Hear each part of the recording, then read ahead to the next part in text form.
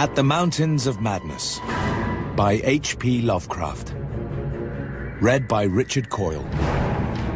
Part 1. The Discovery.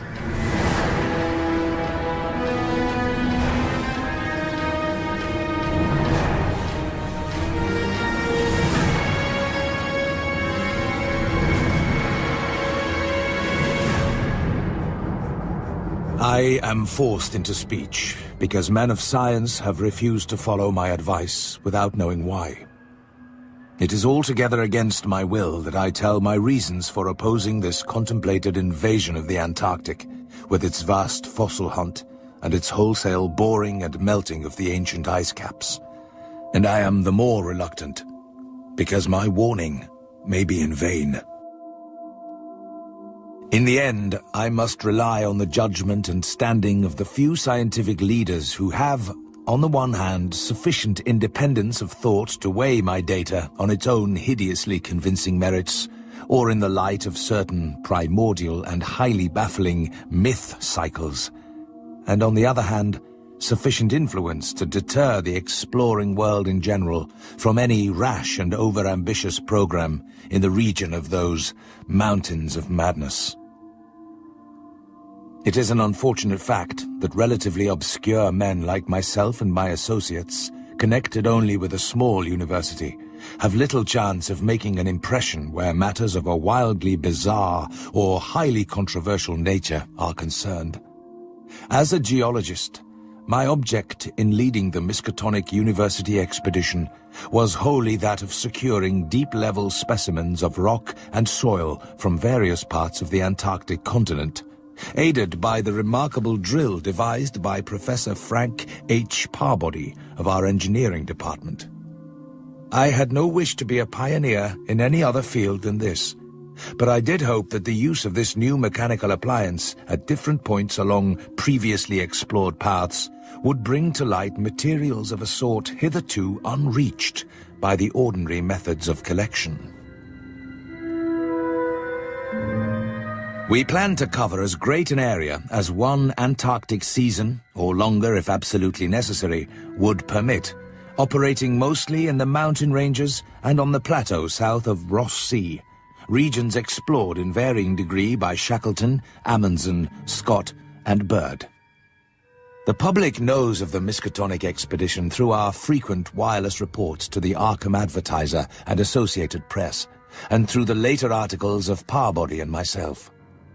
We consisted of 4 men from the university: Parbody, Lake of the biology department, Atwood of the physics department, also a meteorologist, and myself, representing geology and having nominal command, besides 16 assistants, 7 graduate students from Miskatonic, and 9 skilled mechanics. Of these 16, 12 were qualified aeroplane pilots, all but 2 of whom were competent wireless operators. As the newspapers told, we sailed from Boston Harbor on September the 2nd, 1930, taking a leisurely course down the coast and through the Panama Canal, and stopping at Samoa and Hobart, Tasmania, at which latter place we took on final supplies. None of our exploring party had ever been in the polar regions before, hence we all relied greatly on our ship captains. J.B. Douglas, commanding the brig Arkham and serving as commander of the sea party, and George Thorfinson, commanding the bark Miskatonic, both veteran whalers in Antarctic waters. As we left the inhabited world behind, the sun sank lower and lower in the north, and stayed longer and longer above the horizon each day. The falling temperature bothered me considerably after our long voyage through the tropics, but I tried to brace up for the worse rigors to come. On many occasions, the curious atmospheric effects enchanted me vastly, these including a strikingly vivid mirage, the first I had ever seen, in which distant bergs became the battlements of unimaginable cosmic castles.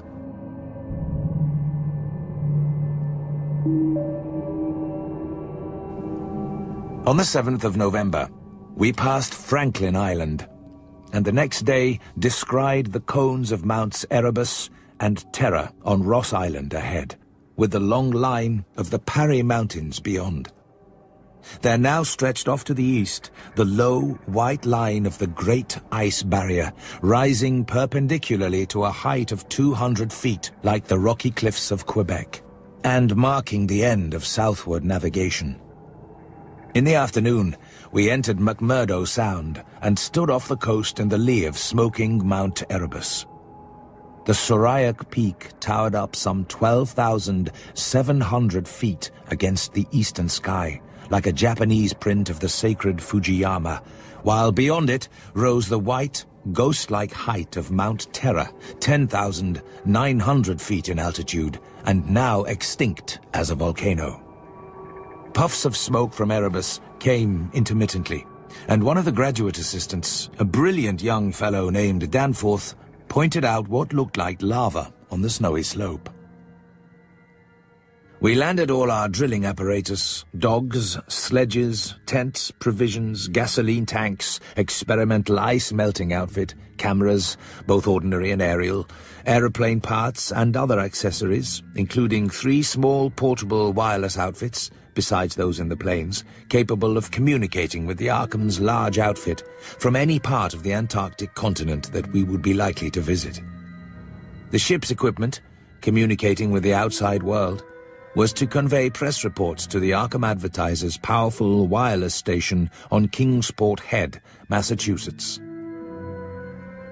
I need not repeat what the newspapers have already published about our early work, of our ascent of Mount Erebus, our successful mineral borings at several points on Ross Island, and the singular speed with which Parbody's apparatus accomplished them, even through solid rock layers.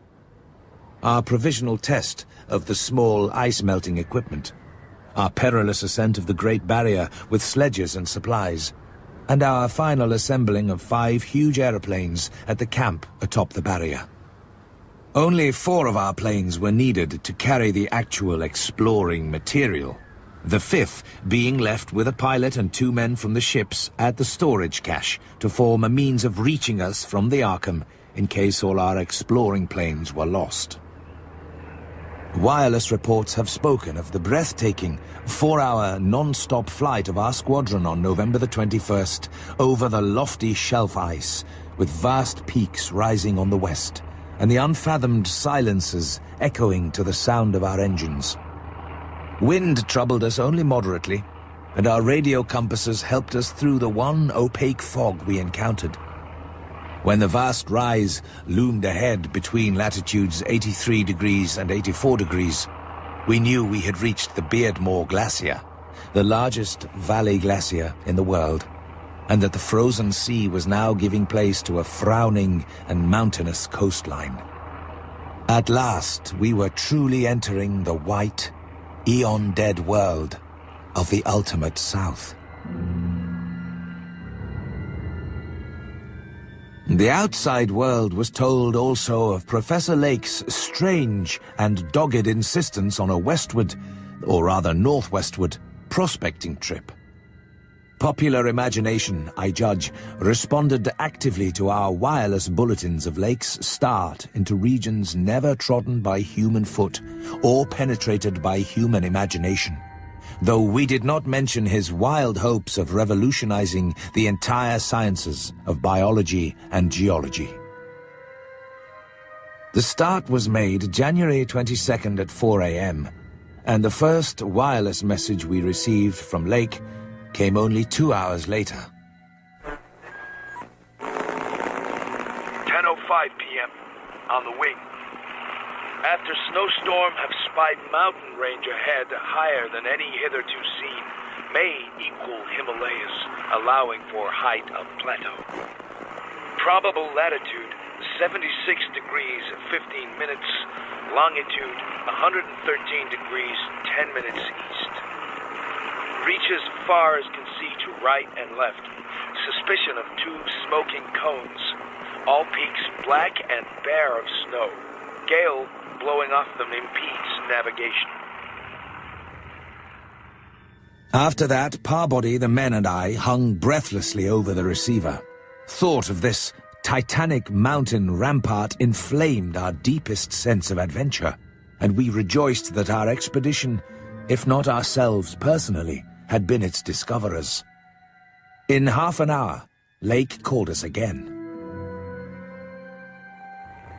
Molten's plane forced down on plateau and foothills, but nobody hurt and perhaps can repair. Shall transfer essentials to other 3 for return or further moves if necessary, but no more heavy plane travel needed just now. Mountains surpass anything in imagination. Am going up scouting in Carroll's plane with all weight out. You can't imagine anything like this. Highest peaks must go over 35,000 feet. Everest out of the running. Atwood to work out height with theodolite while Carroll and I go up. Probably wrong about cones, for formations look stratified, possibly Precambrian slate with other strata mixed in. Queer skyline effects, regular sections of cubes clinging to highest peaks. Whole thing marvelous in red gold light of low sun, like land of mystery in a dream, or gateway to forbidden world of untrodden wonder. Though it was technically sleeping time, not one of us listeners thought for a moment of retiring. Then, at 11 p.m., came another call from Lake. Up with Carroll over highest foothills. I'm up 21,500 myself in devilish, gnawing cold. Wind whistles and pipes through passes and in and out of caves, but no flying danger so far. Obviously, Lake's boring operations, as well as his aeroplane activities, would require a great deal for the new base, which he planned to establish at the foot of the mountains. And it was possible that the eastward flight might not be made, after all, this season. In connection with this business, I called Captain Douglas and asked him to get as much as possible out of the ships and up the barrier with the single dog team we had left there. A direct route across the unknown region between Lake and McMurdo Sound was what we really ought to establish. Lake called me later to say that he'd decided to let the camp stay where Moulton's plane had been forced down and where repairs had already progressed somewhat. In the morning, I had a three-cornered wireless talk with Lake and Captain Douglas at their widely separated bases. It was agreed that one of Lake's planes would come to my base for Parbury, the 5 men, and myself, as well as for all the fuel it could carry.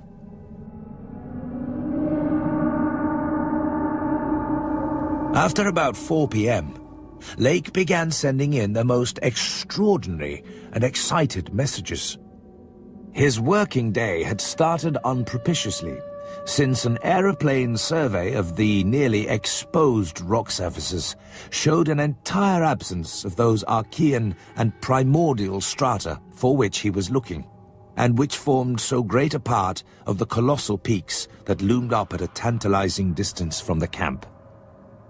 It was about 3 hours afterward, following the first really heavy blast of the operation, that the shouting of the drill crew was heard, and that young Gedney, the acting foreman, rushed into the camp with the startling news. They had struck a cave. Early in the boring, the sandstone had given place to a vein of Comanchean limestone full of minute fossil cephalopods, corals, echini, and spirophera, and with occasional suggestions of siliceous sponges and marine vertebrate bones, the latter probably of teleosts, sharks, and ganoids. This in itself was important enough, as affording the first vertebrate fossils the expedition had yet secured. But when, shortly afterward, the drill head dropped through the stratum into apparent vacancy, a wholly new and doubly intense wave of excitement spread among the excavators. A good-sized blast had laid open the subterrane secret, and now, through a jagged aperture perhaps 5 feet across and 3 feet thick, There yawned before the avid searchers a section of shallow limestone hollowing worn more than 50 million years ago by the trickling groundwaters of a bygone tropic world. When Lake had satisfied the first keen edge of his curiosity, he scribbled a message in his notebook and had young Moulton run back to the camp to dispatch it by wireless. This was my first word of the discovery. Lake was not content to let his first message stand, but had another bulletin written and dispatched across the snow to the camp before Moulton could get back.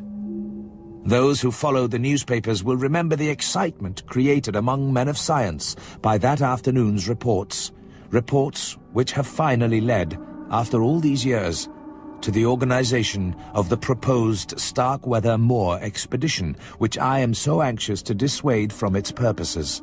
Fowler makes discovery of highest importance in sandstone and limestone fragments from blasts. Several distinct triangular striated prints, like those in Archean slate, proving that source survived from over 600 million years ago to Comanchean times without more than moderate morphological changes and decrease in average size. Comanchean prints apparently more primitive or decadent, if anything, than older ones, emphasize the importance of discovery in press. Will mean to biology what Einstein has meant to mathematics and physics. Joins up with my previous work and amplifies conclusions. And then later, examining certain skeletal fragments of large land and marine saurians and primitive mammals, find singular local wounds or injuries to bony structure not attributable to any known predatory or carnivorous animal of any period, of two sorts, straight, penetrant bores, and apparently hacking incisions. One or two cases of cleanly severed bones. and still later, have found peculiar soapstone fragment about 6 inches across and 1.5 inches thick, wholly unlike any visible local formation. Greenish, but no evidences to place its period. Has curious smoothness and regularity.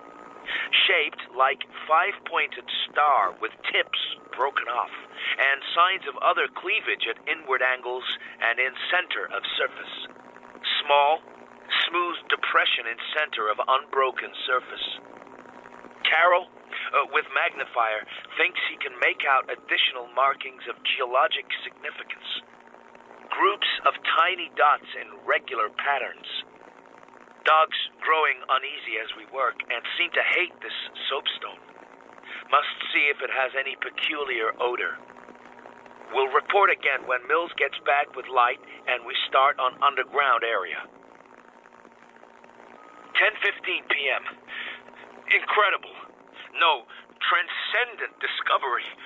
Arendorf and Watkins, working underground at 9:45 with light, found 8 complete and 6 incomplete specimens of hitherto unknown life forms. They are the Archean things that left the prints in the rocks we found earlier. 6 feet end to end, 3 5/10 feet central diameter, tapering to 1 foot at each end, like a barrel with 5 bulging ridges in place of staves. Dark gray, flexible, and infinitely tough hide miraculously preserved. 7-foot membranous wings of same color, found folded, spread out of furrows between ridges. Wing framework tubular or glandular, of lighter gray with orifices at wingtips. Spread wings have serrated edge.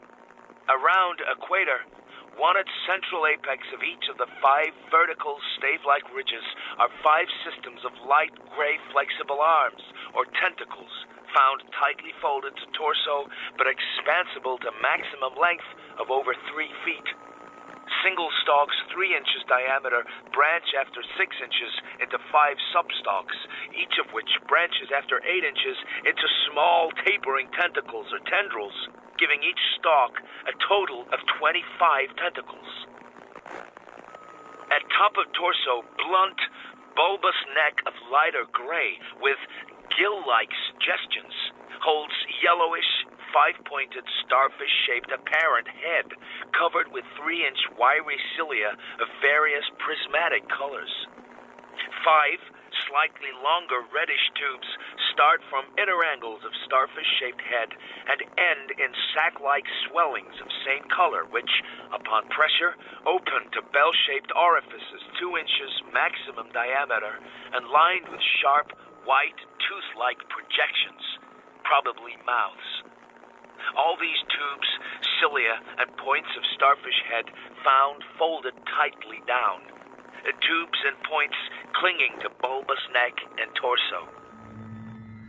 And his report continued. Tough, muscular arms, 4 feet long and tapering from 7 inches diameter at base to about 2 5/10 at point. To each point is attached small end of a greenish, 5-veined membranous triangle 8 inches long and 6 wide at farther end. This is the paddle, fin, or pseudo-foot, which has made prints in rocks from 1,000 million to 50 or 60 million years old. We were rapt with attention at what we were hearing. Complete specimens have such uncanny resemblance to certain creatures of primal myth that suggestion of ancient existence outside Antarctic becomes inevitable. Job now to get 14 huge specimens to camp without dogs, which bark furiously and can't be trusted. Must be the distinctive smell that's disturbing them. With 9 men, 3 left to guard the dogs, we ought to manage the 3 sledges fairly well, though wind is bad. I've got to dissect one of these things before we take any rest. I wish I had a real laboratory here. The sensations of Parbody and myself at receipt of this report were almost beyond description. Nor were our companions much behind us in enthusiasm. Within an hour and a half, interest again rose. Lake, sending more messages, told of the completely successful transportation of the 14 great specimens to the camp. The specimens were laid out on the hard snow near the camp, save for one on which Lake was making crude attempts at dissection. Results, quickly reported over the wireless, were baffling and provocative indeed. Nothing like delicacy or accuracy was possible with instruments hardly able to cut the anomalous tissue, but the little that was achieved left us all awed and bewildered. Existing biology would have to be wholly revised, for this thing was no product of any cell growth science knows about. It had digestion and circulation, and eliminated waste matter through the reddish tubes of its starfish-shaped base. Cursorily, one would say that its respiration apparatus handled oxygen rather than carbon dioxide, and there were odd evidences of air storage chambers and methods of shifting respiration from the external orifice to at least 2 other fully developed breathing systems, gills and pores. Clearly, it was amphibian, and probably adapted to long, airless hibernation periods as well. Vocal organs seemed present in connection with the main respiratory system, but they presented anomalies beyond immediate solution. Articulate speech, in the sense of syllable utterance, seemed barely conceivable, but musical, piping notes covering a wide range were highly probable. The muscular system was almost prematurely developed. The nervous system was so complex and highly developed as to leave Lake aghast.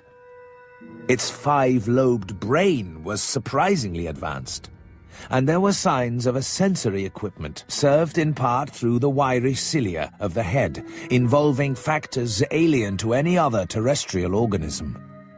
It was partly vegetable, but had 3/4 of the essentials of animal structure. That it was marine in origin, its symmetrical contour and certain other attributes clearly indicated. Yet, one could not be exact as to the limits of its later adaptations. The wings, after all, held a persistent suggestion of the aerial. How it could have undergone its tremendously complex evolution on a newborn Earth in time to leave prints in Archean rocks was so far beyond conception as to make Lake whimsically recall the primal myths about great old ones who filtered down from the stars and concocted Earth life as a joke or mistake. It was after 4 a.m. when Lake at last prepared to sign off and advised us all to share the rest period his outfit would take. I gave Lake a warm word of congratulations, owning up that he was right about the Western trip, and we all agreed to get in touch by wireless at 10 in the morning. At that point, Lake would send a plane for the party at my base. Just before retiring, I dispatched a final message to the Arkham with instructions about toning down the day's news for the outside world, since the full details seemed radical enough to rouse a wave of incredulity until further substantiated. None of us, I imagine, slept very heavily or continuously that morning. Both the excitement of Lake's discovery and the mounting fury of the wind were against such a thing. So savage was the blast, even where we were, that we could not help wondering how much worse it was at Lake's camp, directly under the vast, unknown peaks that bred and delivered it. McTighe was awake at 10 o'clock and tried to get Lake on the wireless as agreed, but some electrical condition in the disturbed air to the westward seemed to prevent communication. Throughout the day, we all listened anxiously and tried to get Lake at intervals, but invariably without results. About noon, a positive frenzy of wind stampeded out of the west, causing us to fear for the safety of our camp. But it eventually died down with only a moderate relapse at 2 p.m. After 3 o'clock, it was very quiet, and we redoubled our efforts to get Lake. Nevertheless, the stony silence continued. And when we thought of the delirious force the wind must have had in his locality, we could not help making the more direful conjectures.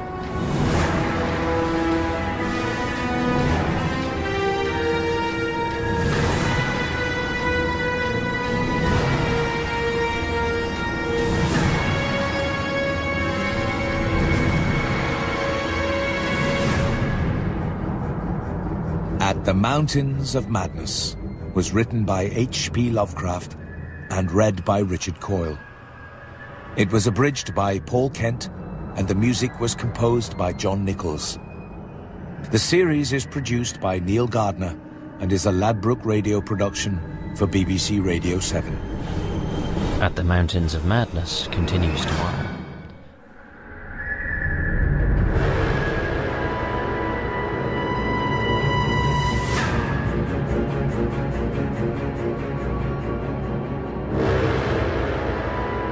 At the Mountains of Madness by H.P. Lovecraft.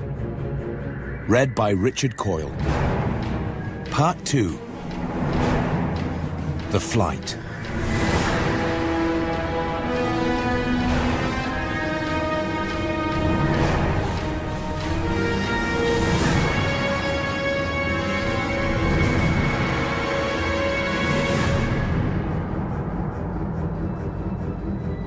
Our fears for Lake and his party had become intense and definite, and after a wireless consultation with the sea captains Douglas and Thorfinson, I resolved to take steps toward investigation.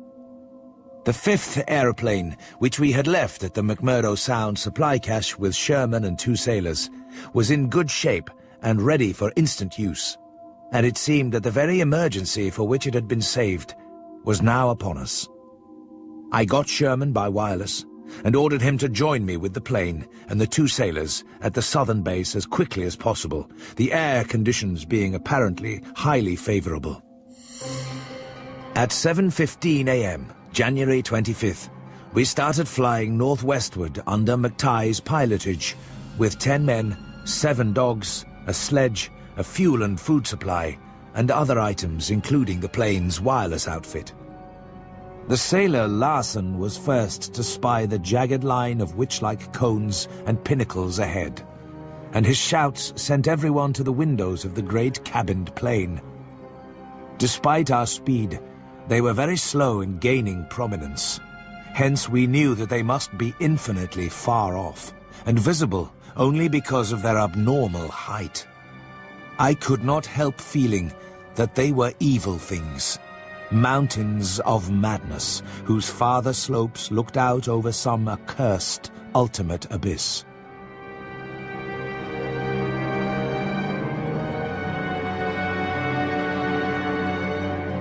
We were over the lowest foothills now, and could see amid the snow, ice and bare patches of their main plateau a couple of darkish spots which we took to be Lake's camp and Boring. The higher foothills shot up between 5 and 6 miles away, forming a range almost distinct from the terrifying line of more than Himalayan peaks beyond them. At length, Ropes, the student who had relieved McTighe at the controls, began to head downward toward the left-hand dark spot whose size marked it as the camp. Some hours after our landing, we sent a guarded report of the tragedy we found, and reluctantly announced the wiping out of the whole Lake party by the frightful wind of the preceding day, or of the night before that. 11 known dead. Young Gedney missing. People pardoned our hazy lack of details through realization of the shock the sad event must have caused us, and believed us when we explained that the mangling action of the wind had rendered all 11 bodies unsuitable for transportation outside. We brought back all the books, scientific equipment, and other incidentals we could find, though much was rather unaccountably blown away. Spare tents and furs were either missing or badly out of condition.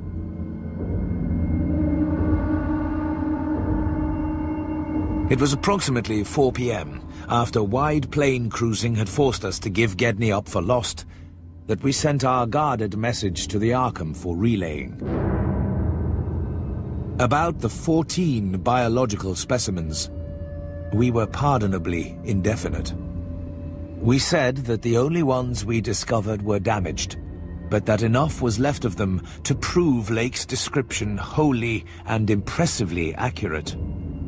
It was hard work keeping our personal emotions out of this matter, and we did not mention numbers, or say exactly how we had found those which we did find.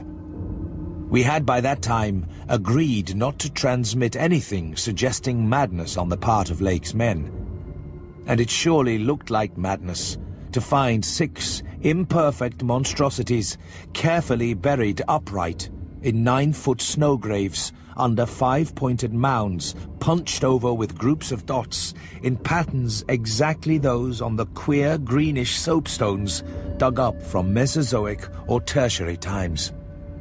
The 8 perfect specimens mentioned by Lake seemed to have been completely blown away. We were careful, too, about the public's general peace of mind. Hence, Danforth and I said little about that frightful trip over the mountains the next day. On our return at 1 a.m., Danforth was close to hysterics, but kept an admirably stiff upper lip. It took no persuasion to make him promise not to show our sketches and the other things we brought away in our pockets, not to say anything more to the others than what we had agreed to relay outside, and to hide our camera films for private development later on. So that part of my present story will be as new to Parbody, McTighe, Ropes, Sherman and the rest as it will be to the world in general. Indeed, Danforth is closer-mouthed than I, For he saw, or thinks he saw, one thing he will not tell even me. As the public knows, our return to the world was accomplished without further disasters. Since our return, we have all constantly worked to discourage Antarctic exploration. But now that Starkweather Moor party is organizing, and with a thoroughness far beyond anything our outfit attempted. If not dissuaded, they will get to the innermost nucleus of the Antarctic and melt and bore till they bring up that which we know may end the world. So I must break through all reticences at last. I hope I have said enough already to let me glide briefly over the rest. The rest, that is, of the horror at the camp. The crowning abnormality was the condition of the bodies, men and dogs alike. They had all been in some terrible kind of conflict, and were torn and mangled in fiendish and altogether inexplicable ways. Some were incised and subtracted from in the most curious, cold-blooded and inhuman fashion. It was the same with dogs and men. All the healthier, fatter bodies, quadrupedal or bipedal, had had their most solid masses of tissue cut out and removed, as by a careful butcher, and around them was a strange sprinkling of salt, taken from the ravaged provision chests on the plains, which conjured up the most horrible associations. Gedney and one dog turned out to be missing in the end. But when we came on that terrible scene, we had missed 2 dogs and 2 men. But the fairly unharmed dissecting tent, which we entered after investigating the monstrous graves, had something to reveal. The scene was clearly not as Lake had left it, for the covered parts of the primal monstrosity had been removed from the improvised table. Indeed, we had already realized that one of the 6 imperfect and insanely buried things we had found must represent the collected sections of the entity which Lake had tried to analyze. On and around that laboratory table were strewn other things, and it did not take long for us to guess that those things were the carefully, though oddly and inexpertly dissected parts of 1 man and 1 dog. We buried the human parts beside the other 10 men, and the canine parts with the other 35 dogs. This formed the worst of the camp horror. But other things were equally perplexing. The disappearance of Gedney, the 1 dog, the 8 uninjured biological specimens, 3 sledges and certain instruments, illustrated technical and scientific books, writing materials, electric torches and batteries, food and fuel, heating apparatus, spare tents, fursuits and the like, was utterly beyond sane conjecture. In view of just such an eventuality as the present one, we carefully photographed all the main evidences of insane disorder at the camp, and shall use the prints to buttress our pleas against the departure of the proposed Starkweather Moor expedition.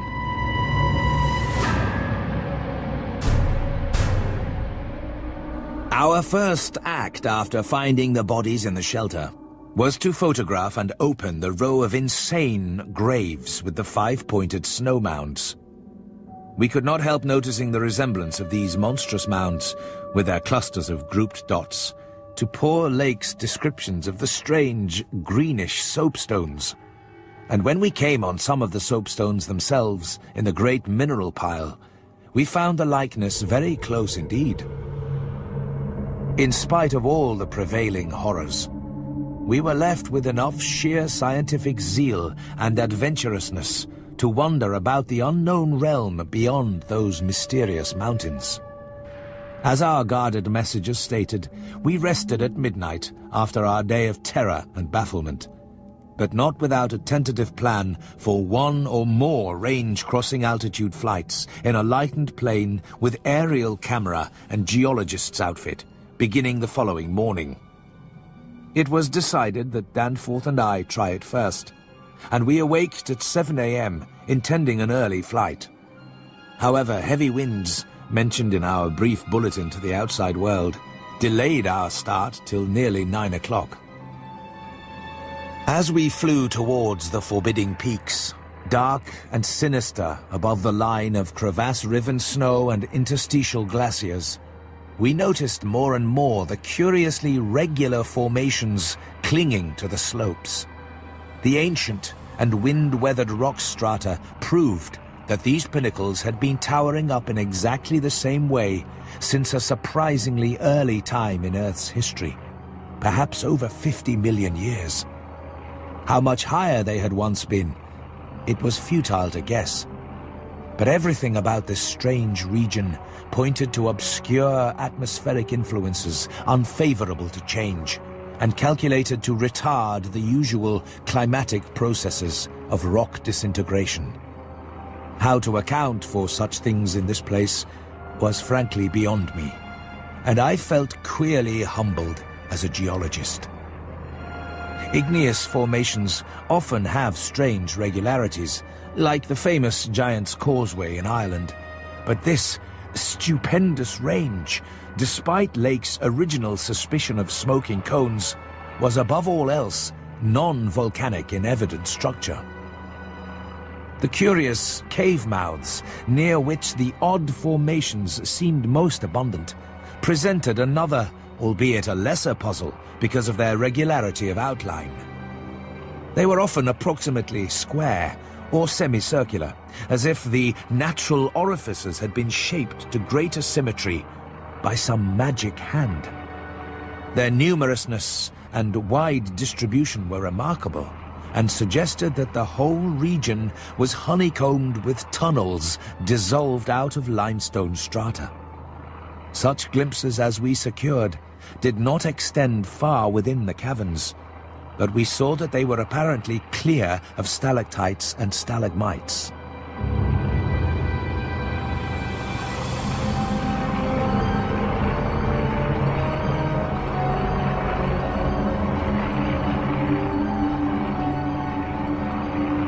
We were now, after a slow ascent, at a height of 23,570 feet, according to the aneroid, and had left the region of clinging snow definitely below us.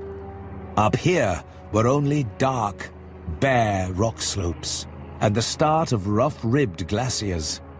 But with those provocative cubes, ramparts and echoing cave mouths to add a portent of the unnatural, the fantastic, and the dreamlike. Looking along the line of high peaks, I thought I could see the one mentioned by poor Lake, with a rampart exactly on top.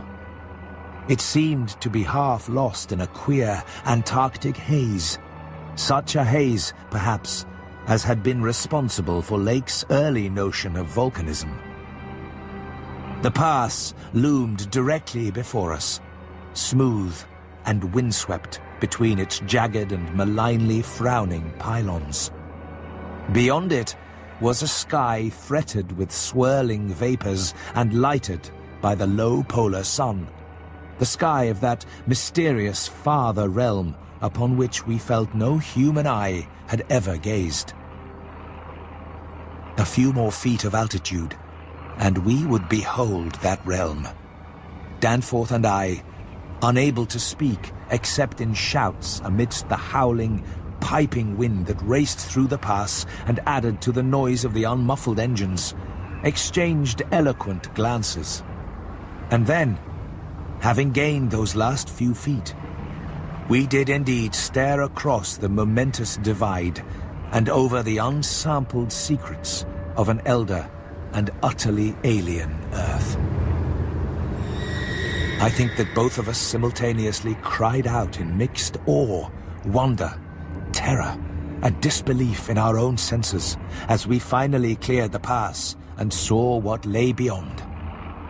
Our eyes, swept that limitless, tempest-scarred plateau and grasped the almost endless labyrinth of colossal, regular, and geometrically eurythmic stone masses which reared their crumbled and pitted crests above a glacial sheet not more than 40 or 50 feet deep at its thickest, and in places obviously thinner. The effect of the monstrous sight was indescribable, for some fiendish violation of natural law seemed certain at the outset. Here, on a hellishly ancient tableland fully 20,000 feet high, and in a climate deadly to habitation since a pre-human age not less than 500,000 years ago, there stretched, nearly to the vision's limit, a tangle of orderly stone which only the desperation of mental self-defense could possibly attribute to any but conscious and artificial cause. We had previously dismissed, so far as serious thought was concerned, any theory that the cubes and ramparts of the mountainsides were other than natural in origin. How could they be otherwise, when man himself could scarcely have been differentiated from the great apes at the time when this region succumbed to the present unbroken reign of glacial death? Only the incredible, unhuman massiveness of these vast stone towers and ramparts had saved the frightful things from utter annihilation in the hundreds of thousands, perhaps millions of years it had brooded there amidst the blasts of a bleak upland. Corona Mundi, roof of the world. All sorts of fantastic phrases sprang to our lips as we looked dizzily down at the unbelievable spectacle. I thought again of the eldritch primal myths that had so persistently haunted me since my first sight of this dead Antarctic world. Of the demoniac plateau of Leng. Of the Maigo, or abominable snowmen of the Himalayas. Of the narcotic manuscripts with their pre-human implications, of the Cthulhu cult, of the Necronomicon, and of the Hyperborean legends of formless Tsathoggua, and the worse-than-formless star spawn associated with that semi-entity. For boundless miles in every direction, the thing stretched off with very little thinning. Indeed, as our eyes followed it to the right and left along the base of the low, gradual foothills which separated it from the actual mountain rim, we decided that we could see no thinning at all, except for an interruption at the left of the pass through which we had come. We had merely struck, at random, a limited part of something of incalculable extent. The foothills were more sparsely sprinkled with grotesque stone structures, linking the terrible city to the already familiar cubes and ramparts which evidently formed its mountain outposts. These latter, as well as the queer cave mouths, were as thick on the inner as on the outer sides of the mountains.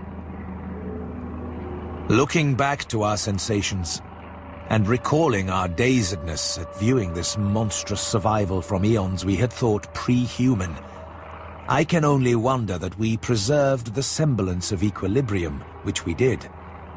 Of course, we knew that something, chronology, scientific theory, or our own consciousness, was woefully awry. Yet we kept enough poise to guide the plane, observe many things quite minutely, and take a careful series of photographs, which may yet serve both us and the world in good stead. In my case, ingrained scientific habit may have helped, for above all my bewilderment and sense of menace, there burned a dominant curiosity to fathom more of this age-old secret, to know what sort of beings had built and lived in this incalculably gigantic place, and what relation to the general world of its time, or of other times so unique a concentration of life, could have had. For this place, it could be no ordinary city. It must have formed the primary nucleus and center of some archaic and unbelievable chapter of Earth's history whose outward ramifications recalled only dimly in the most obscure and distorted myths had vanished utterly amidst the chaos of terrene convulsions long before any human race we know had shambled out of apedom. Flying inland from the mountains, we discovered that the city was not of infinite width, even though its length along the foothills seemed endless. After about 30 miles, the grotesque stone buildings began to thin out, and in 10 more miles, we came to an unbroken waste virtually without signs of sentient artifice. So far we had made no landing, yet to leave the plateau without an attempt at entering some of the monstrous structures would have been inconceivable. Accordingly, we decided to find a smooth place on the foothills near our navigable pass, there grounding the plane and preparing to do some exploration on foot. Though these gradual slopes were partly covered with a scattering of ruins, low flying soon disclosed an ampler number of possible landing places. Selecting that nearest to the pass, since our flight would be across the Great Range and back to camp, we succeeded about 12:30 p.m. in effecting a landing on a smooth, hard snowfield, wholly devoid of obstacles, and well adapted to a swift and favorable takeoff later on.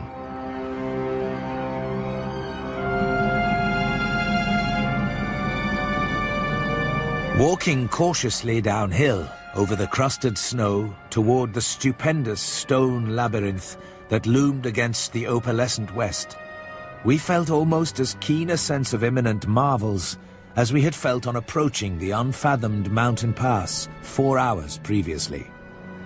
Though the thinness of the air at this prodigious altitude made exertion somewhat more difficult than usual, both Danforth and I found ourselves bearing up very well, and felt equal to almost any task which might fall to our lot. It took only a few steps to bring us to a shapeless ruin worn level with the snow, while 10 or 15 rods farther on, there was a huge, roofless rampart, still complete in its gigantic, 5-pointed outline and rising to an irregular height of 10 or 11 feet. For this latter we headed, and when at last we were actually able to touch its weathered cyclopean blocks, we felt that we had established an unprecedented and almost blasphemous link with forgotten eons normally closed to our species. This rampart, shaped like a star and perhaps 300 feet from point to point, was built of Jurassic sandstone blocks of irregular size, averaging 6 by 8 feet in surface. There was a row of arched loopholes, or windows, about 4 feet wide and 5 feet high, spaced quite symmetrically along the points of the star and at its inner angles, and with the bottoms about 4 feet from the glaciated surface. Looking through these, we could see that the masonry was fully 5 feet thick, that there were no partitions remaining within, and that there were traces of banded carvings or bas-reliefs on the interior walls.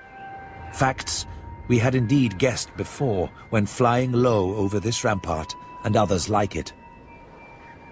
Our field glasses showed what the city must once have looked like, even though most of the roofs and tower tops had necessarily perished. As a whole, it had been a complex tangle of twisted lanes and alleys, all of them deep canyons, and some little better than tunnels because of the overhanging masonry or overarching bridges. Now, outspread below us, it loomed like a dream fantasy against a westward mist through whose northern end the low, reddish Antarctic sun of early afternoon was struggling to shine.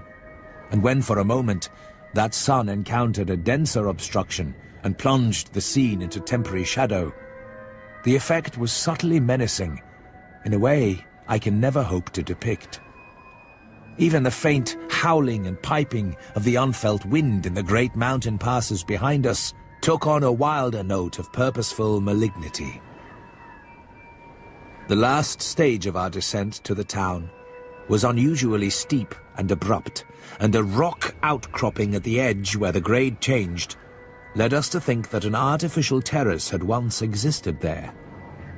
Under the glaciation, we believed, there must be a flight of steps, or its equivalent. When at last we plunged into the town itself, clambering over fallen masonry and shrinking from the oppressive nearness and dwarfing height of omnipresent crumbling and pitted walls, our sensations again became such that I marvel at the amount of self-control we retained. Danforth was frankly jumpy and began making some offensively irrelevant speculations about the horror at the camp, which I resented all the more because I could not help sharing certain conclusions forced upon us by many features of this morbid survival from nightmare antiquity. The speculations worked on his imagination too, for in one place, where a debris-littered alley turned a sharp corner, he insisted that he saw faint traces of ground markings which he did not like, whilst elsewhere he stopped to listen to a subtle, imaginary sound from some undefined point. A muffled, musical piping, he said, not unlike that of the wind in the mountain caves, yet somehow disturbingly different. The ceaseless five-pointedness of the surrounding architecture, and of the few distinguishable mural arabesques, had a dimly sinister suggestiveness we could not escape, and gave us a touch of terrible subconscious certainty concerning the primal entities which had reared and dwelt in this unhallowed place.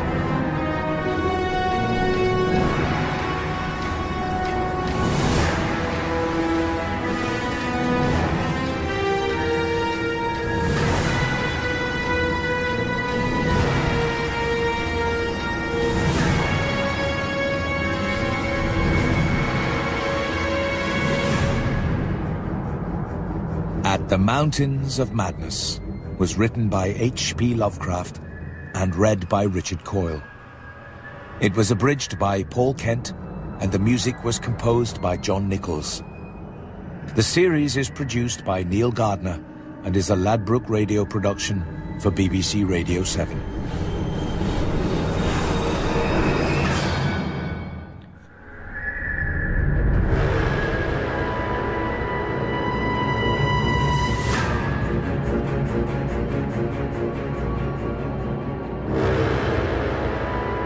At the Mountains of Madness by H.P. Lovecraft. Read by Richard Coyle. Part 3. The Great Old Ones.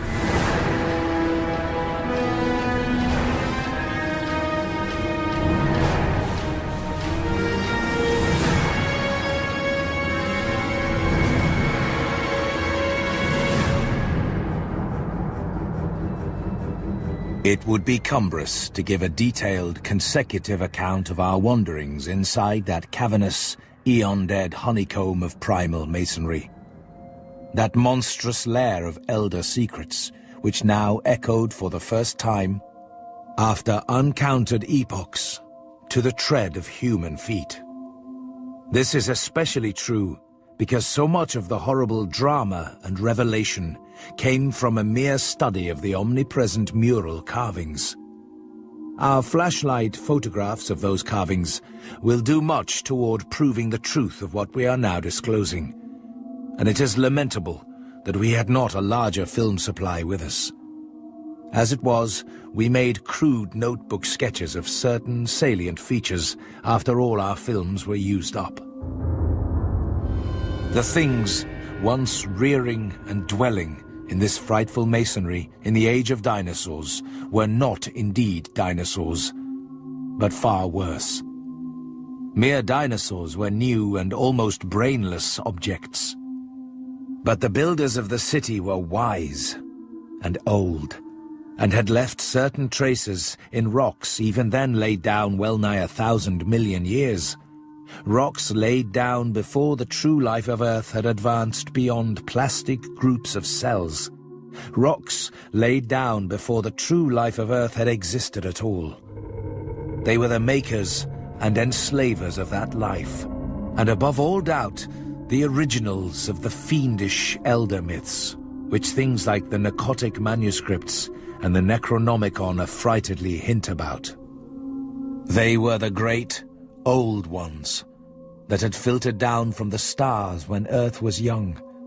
The beings whose substance an alien evolution had shaped, and whose powers were such as this planet had never bred.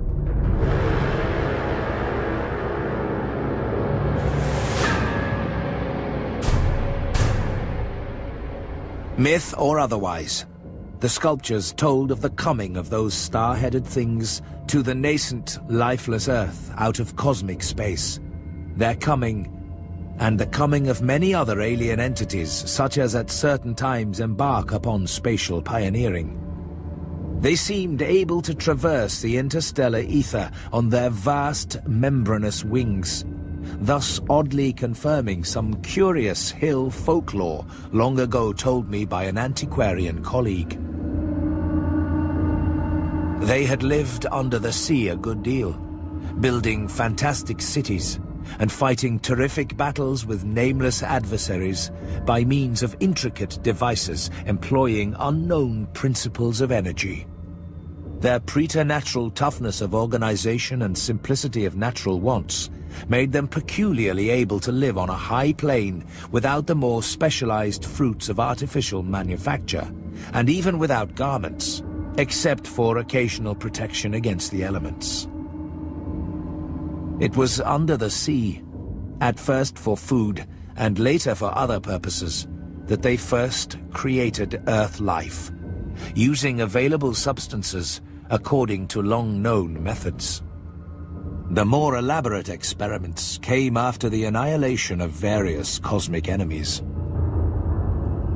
They had done the same thing on other planets, having manufactured not only necessary foods, but certain multicellular protoplasmic masses capable of molding their tissues into all sorts of temporary organs under hypnotic influence, and thereby forming ideal slaves to perform the heavy work of the community.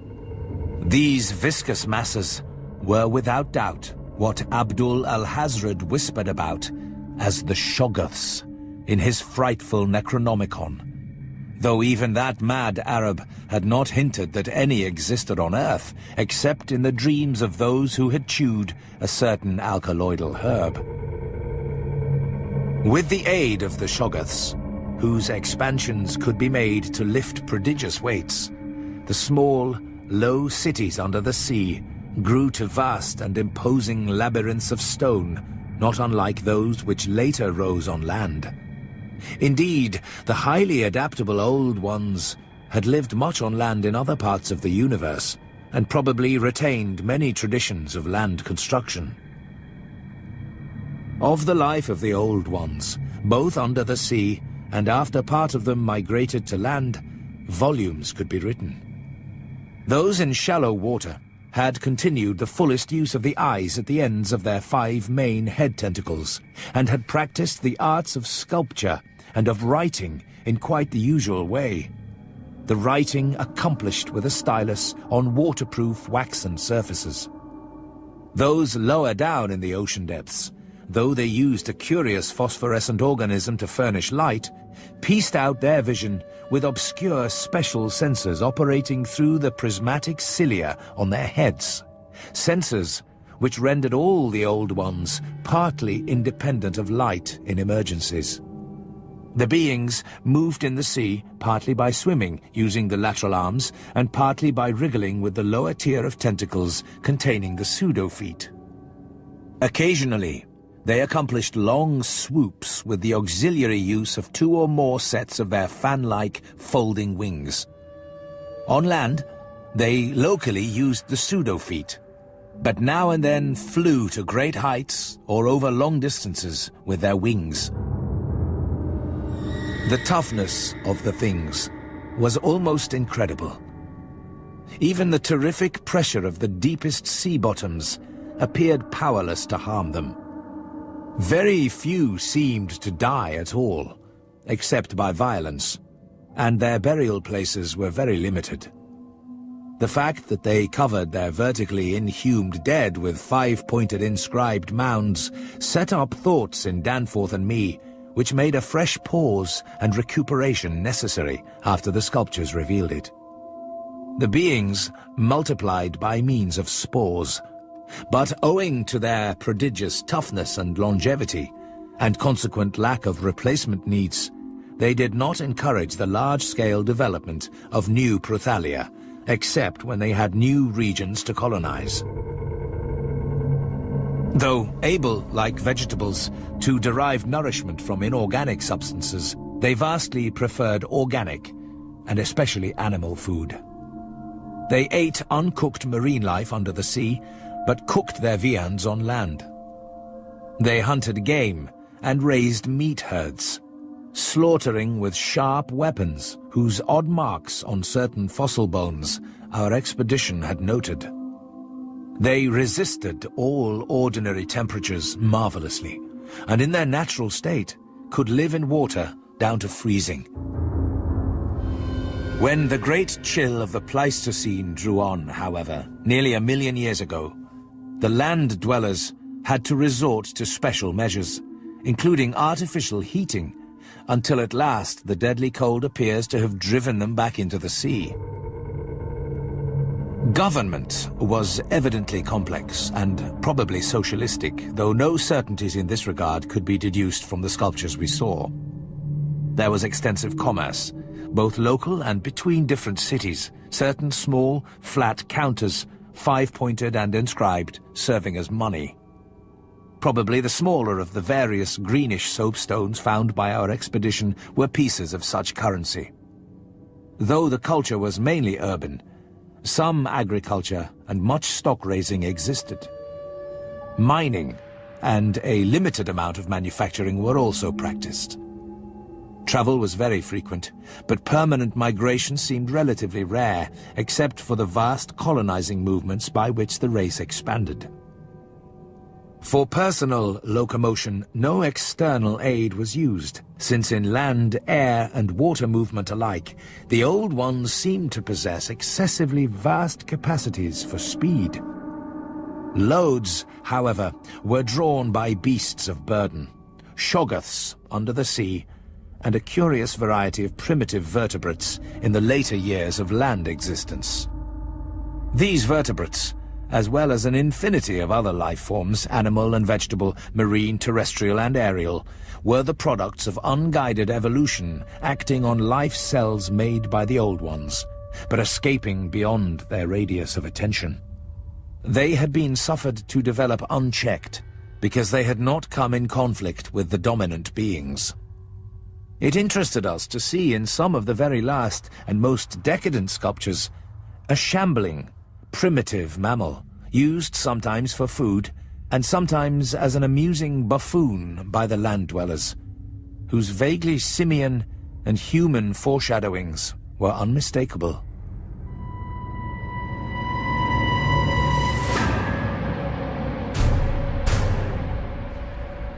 The persistence with which the Old Ones survived various geologic changes and convulsions of the Earth's crust was little short of miraculous. Though few or none of their first cities seem to have remained beyond the Archean Age, there was no interruption in their civilization or in the transmission of their records. Their original place of advent to the planet was the Antarctic Ocean, and it is likely that they came not long after the matter forming the Moon was wrenched from the neighboring South Pacific. Another race. A land race of beings shaped like octopi and probably corresponding to fabulous pre-human spawn of Cthulhu, soon began filtering down from cosmic infinity and precipitated a monstrous war, which for a time drove the Old Ones wholly back to the sea, a colossal blow in view of the increasing land settlements. Later, peace was made, and the new lands were given to the Cthulhu spawn, whilst the Old Ones held the sea and the older lands. New land cities were founded, the greatest of them in the Antarctic, for this region of first arrival was sacred. From then on, as before, the Antarctic remained the center of the Old Ones' civilization, and all the cities built there by the Cthulhu spawn were blotted out. Then, Suddenly, the lands of the Pacific sank again, taking with them the frightful stone city of Relaya and all the cosmic octopi, so that the Old Ones were again supreme on the planet, except for one shadowy fear about which they did not like to speak. At a rather later age, their cities dotted all the land and water areas of the globe. The steady trend down the ages was from water to land, a movement encouraged by the rise of new land masses, though the ocean was never wholly deserted. Another cause of the landward movement was the new difficulty in breeding and managing the shoggoths upon which successful sea life depended. With the march of time, as the sculptures sadly confessed, the art of creating new life from inorganic matter had been lost, so that the Old Ones had to depend on the molding of forms already in existence.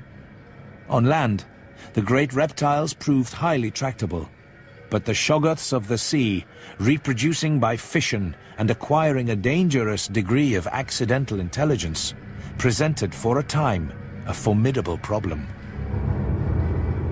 They had always been controlled through the hypnotic suggestions of the Old Ones, and had modeled their tough plasticity into various useful temporary limbs and organs.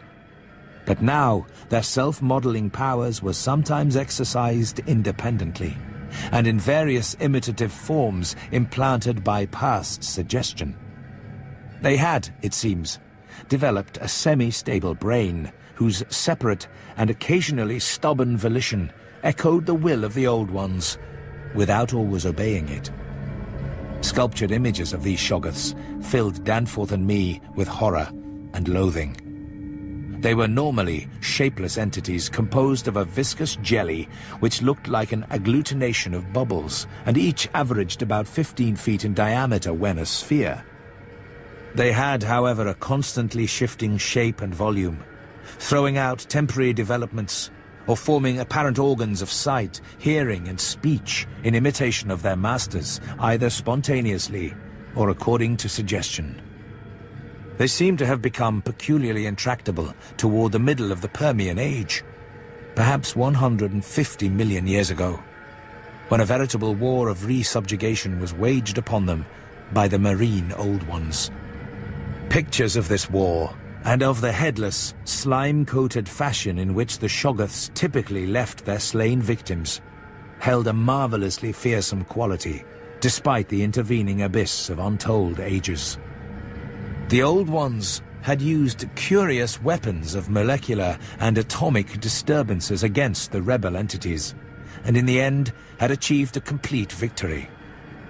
Thereafter, the sculptures showed a period in which shoggoths were tamed and broken by armed Old Ones, as the wild horses of the American West were tamed by cowboys.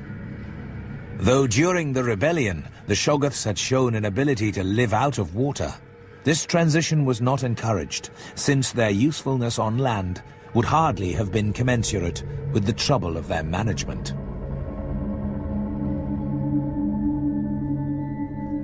During the Jurassic Age, the Old Ones met fresh adversity in the form of a new invasion from outer space.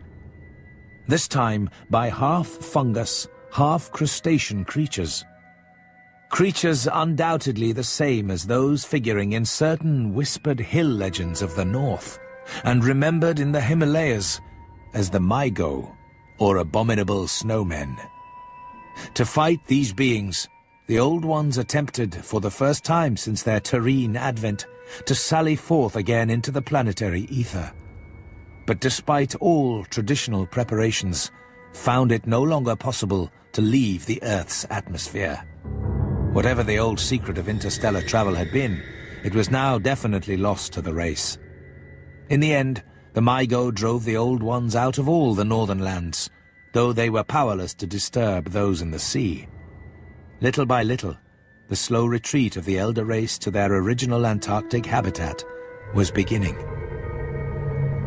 All this, of course, assuming that the non-terrestrial linkages and the anomalies ascribed to the invading foes are not pure mythology. Conceivably, the Old Ones might have invented a cosmic framework to account for their occasional defeats, since historical interest and pride obviously formed their chief psychological element.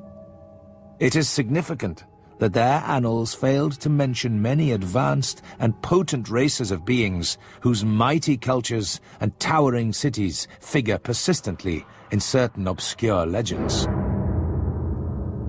Destruction of cities through the upthrust of mountains, the centrifugal rending of continents, the seismic convulsions of land or sea bottom, and other natural causes was a matter of common record.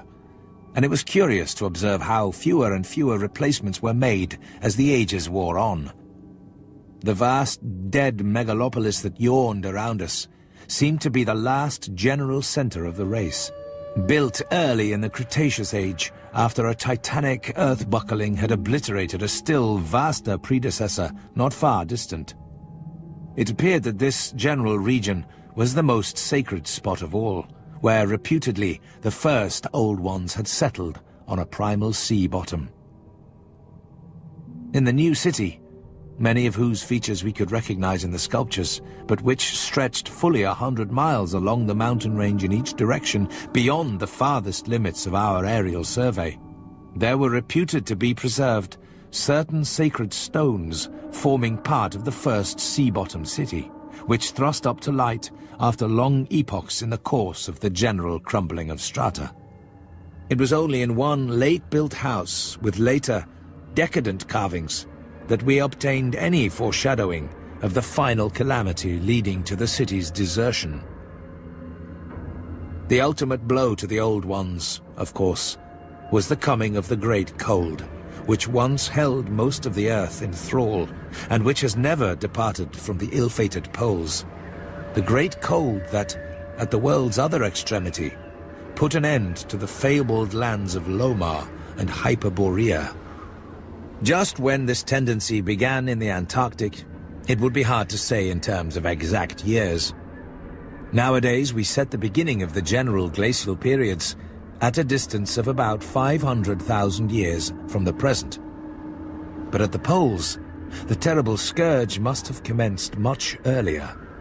All quantitative estimates are partly guesswork, but it is quite likely that the decadent sculptures, i.e. the most recent, were made considerably less than 1 million years ago, and that the actual desertion of the city was complete long before the conventional opening of the Pleistocene, 500,000 years ago, as reckoned in terms of the Earth's whole surface. Then we saw a series of cartouches depicting a constantly growing migration to the nearest refuges of greater warmth, some fleeing to cities under the sea off the faraway coast, and some clambering down through networks of limestone caverns in the hollow hills to the neighboring black abyss of subterrane waters. In the end, it seems to have been the neighboring abyss which received the greatest colonization. This was partly due, no doubt, to the traditional sacredness of this special region, but may have been more conclusively determined by the opportunities it gave for continuing the use of the great temples on the honeycombed mountains, and for retaining the vast land city as a place of summer residence and base of communication with various minds. The linkage of old and new abodes was made more effective by means of several gradings and improvements along the connecting routes, including the chiseling of numerous direct tunnels from the ancient metropolis to the Black Abyss, sharply down-pointing tunnels whose mouths we carefully drew, according to our most thoughtful estimates, on the guide map we were compiling. It was obvious that at least 2 of these tunnels lay within a reasonable exploring distance of where we were, both being on the mountainward edge of the city, one less than 1/4 of a mile toward the ancient river course, and the other perhaps twice that distance in the opposite direction. The abyss, it seems, had shelving shores of dry land at certain places, but the Old Ones built their new city underwater, no doubt because of its greater certainty of uniform warmth. The depth of the hidden sea appears to have been very great, so that the Earth's internal heat could ensure its habitability for an indefinite period. The beings seem to have had no trouble in adapting themselves to part-time, and eventually, of course, whole-time residence underwater, since they had never allowed their gill systems to atrophy. There were many sculptures which showed how they had always frequently visited their submarine kinsfolk elsewhere, and how they had habitually bathed on the deep bottom of their great river. The darkness of inner Earth could likewise have been no deterrent to a race accustomed to long Antarctic nights. Decadent though their style undoubtedly was, these latest carvings had a truly epic quality, where they told of the building of the new city in the cavern sea. The old ones had gone about it scientifically, quarrying insoluble rocks from the heart of the honeycombed mountains, and employing expert workers from the nearest submarine city to perform the construction according to the best methods.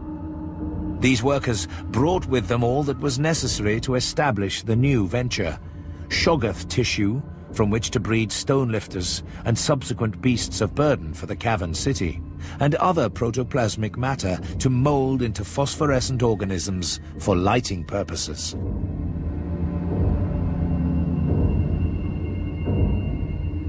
At last, a mighty metropolis rose on the bottom of that Stygian sea.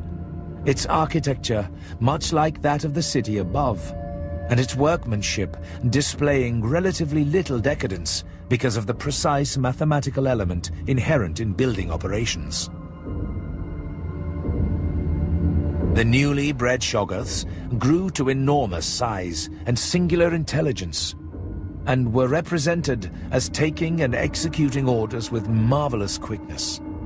They seemed to converse with the old ones by mimicking their voices, a sort of musical piping over a wide range, if poor Lake's dissection had indicated aright, and to work more from spoken commands than from hypnotic suggestions as in earlier times.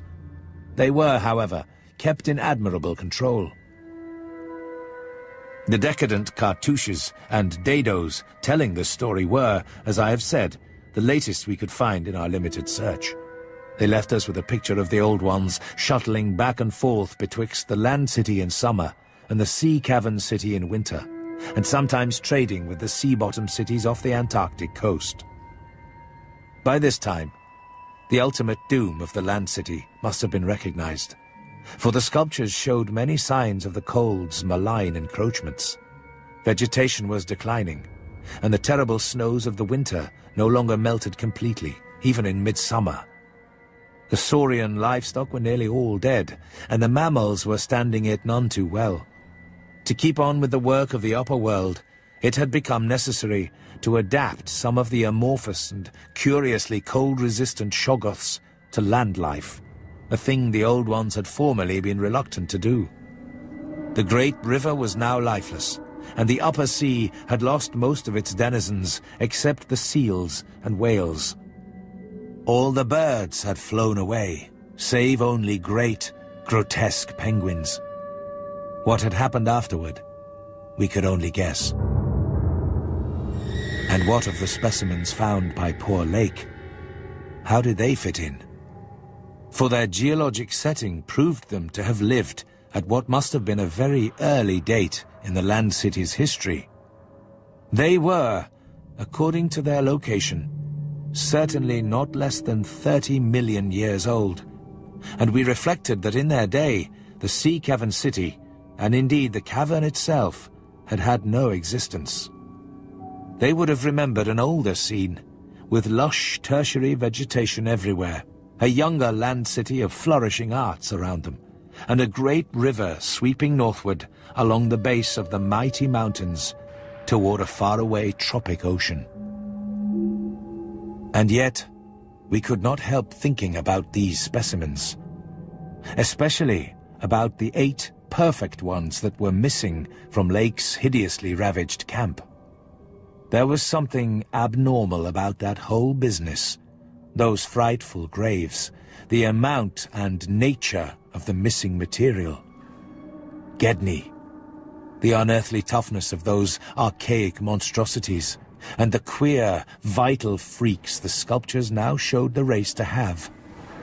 Danforth and I had seen a good deal in the last few hours, and were prepared to believe and keep silent about many appalling and incredible secrets of primal nature.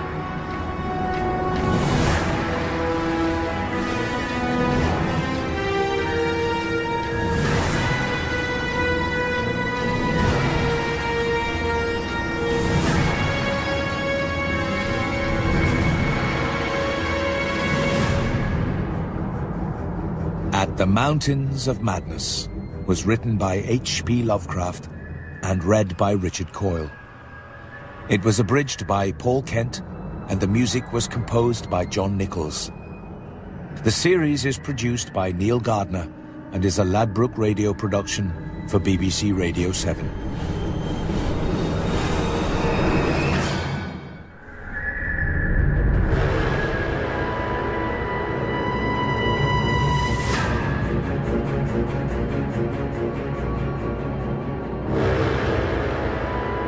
At the Mountains of Madness by H.P. Lovecraft.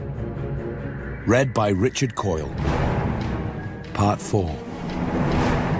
Within the Mountains.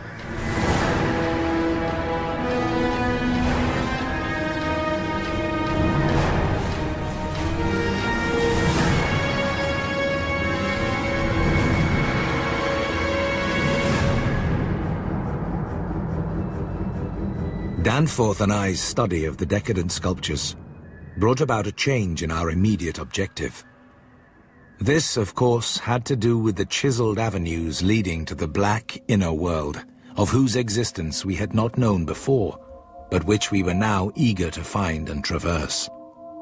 From the evident scale of the carvings, we deduced that a steeply descending walk of about a mile through either of the neighboring tunnels would bring us to the brink of the dizzy, sunless cliffs about the great abyss, down whose sides paths, improved by the old ones, led to the rocky shore of the hidden and nighted ocean.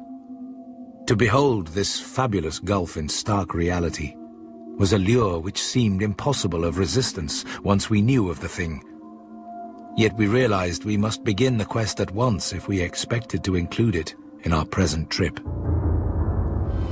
We had wormed our way very close to the computed site of the tunnel's mouth, having crossed a second-story bridge to what seemed plainly the tip of a pointed wall, and descended to a ruinous corridor especially rich in decadently elaborate and apparently ritualistic sculptures of late workmanship, when, shortly before 8:30 p.m., Danforth's keen young nostrils gave us the first hint of something unusual.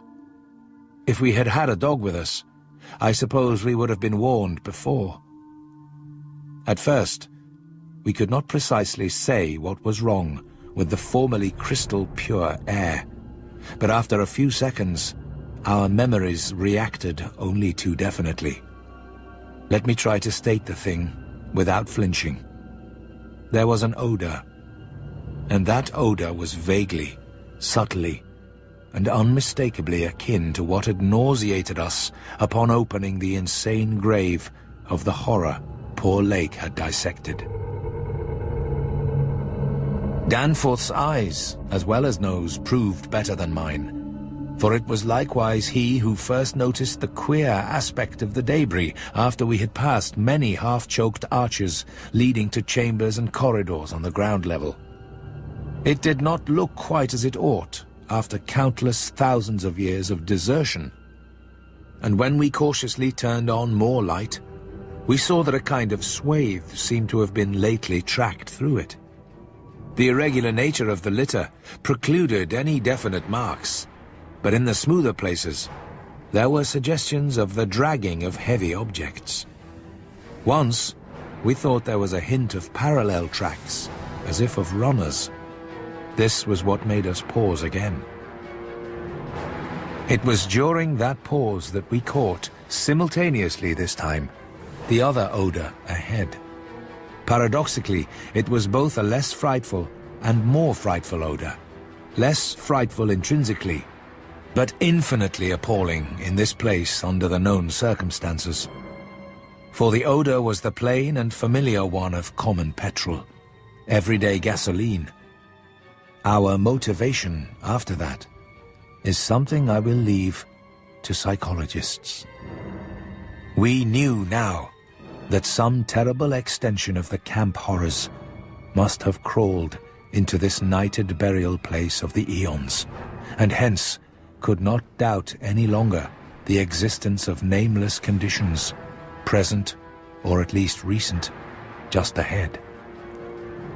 Yet in the end, we did let sheer burning curiosity, or anxiety, or auto-hypnotism, or vague thoughts of responsibility toward Gedney, or whatnot, drive us on. We had turned off all light as we stood still, and vaguely noticed that a trace of deeply filtered upper day kept the blackness from being absolute. Having automatically begun to move ahead, we guided ourselves by occasional flashes from our torch. The disturbed debris formed an impression we could not shake off, and the smell of gasoline grew stronger.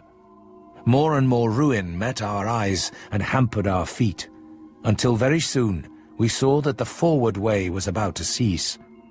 Our tunnel quest was a blind one, and we were not even going to be able to reach the basement out of which the abyssward aperture opened. The torch, flashing over the grotesquely carved walls of the blocked corridor in which we stood, showed several doorways in various states of obstruction, and from one of them the gasoline odor, quite submerging that other hint of odor, came with especial distinctness.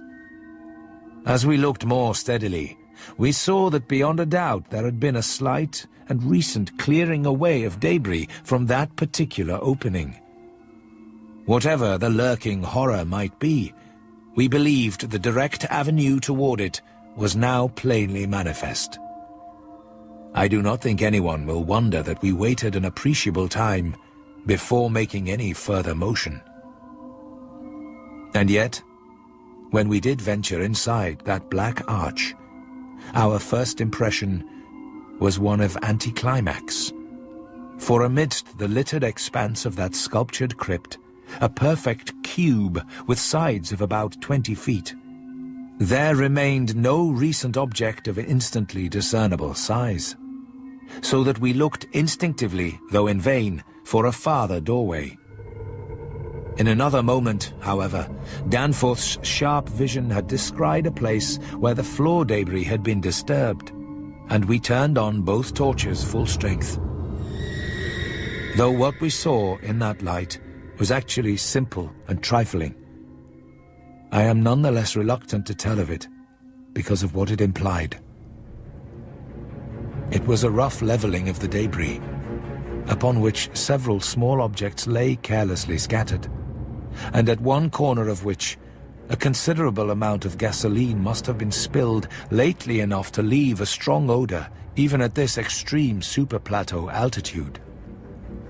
In other words, it could not be other than a sort of camp. A camp made by questing beings who, like us, had been turned back by the unexpectedly choked way to the abyss. Let me be plain. The scattered objects were, so far as substance was concerned, all from Lake's camp. There are those who will say Danforth and I were utterly mad not to flee for our lives after that. Perhaps we were mad, for have I not said those horrible peaks were mountains of madness? At any rate, the thing we did was to start back over the indicated course to the circular place, the course which our nameless predecessors must have traversed twice before us. The other neighboring gate to the abyss would lie beyond that. I need not speak of our journey, for it was precisely the same in kind as that by which we had reached the cul-de-sac, except that it tended to adhere more closely to the ground level and even descend to basement corridors. Every now and then we could trace certain disturbing marks in the debris or litter underfoot, and after we had passed outside the radius of the gasoline scent, we were again faintly conscious, spasmodically, of that more hideous and more persistent scent. After the way had branched from our former course, we sometimes gave the rays of our single torch a furtive sweep along the walls, noting in almost every case the well-nigh omnipresent sculptures, which indeed seemed to have formed a main aesthetic outlet for the old ones.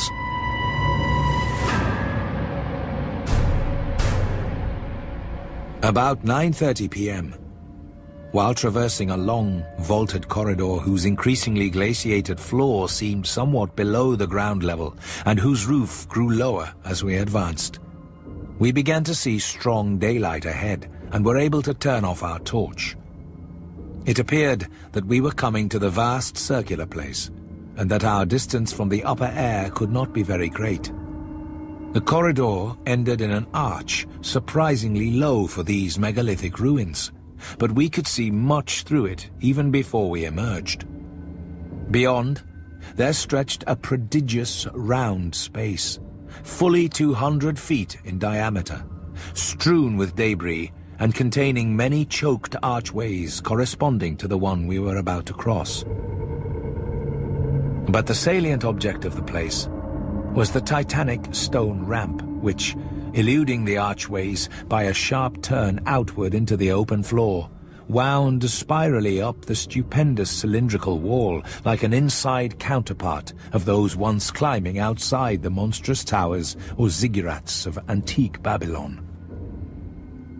As we stepped out into the awesome half-daylight of this monstrous cylinder bottom, 50 million years old, and without doubt the most primally ancient structure ever to meet our eyes, we saw that the ramp traversed sides stretched dizzily up to a height of fully 60 feet.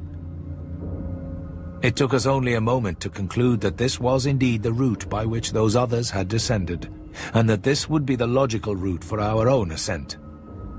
The tower's mouth was no farther from the foothills and our waiting plain than was the great terraced building we had entered, and any further subglacial exploration we might make on this trip would lie in this general region.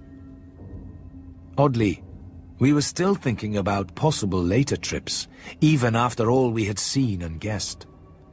Then, as we picked our way cautiously over the debris of the great floor, there came a sight which, for the time, excluded all other matters.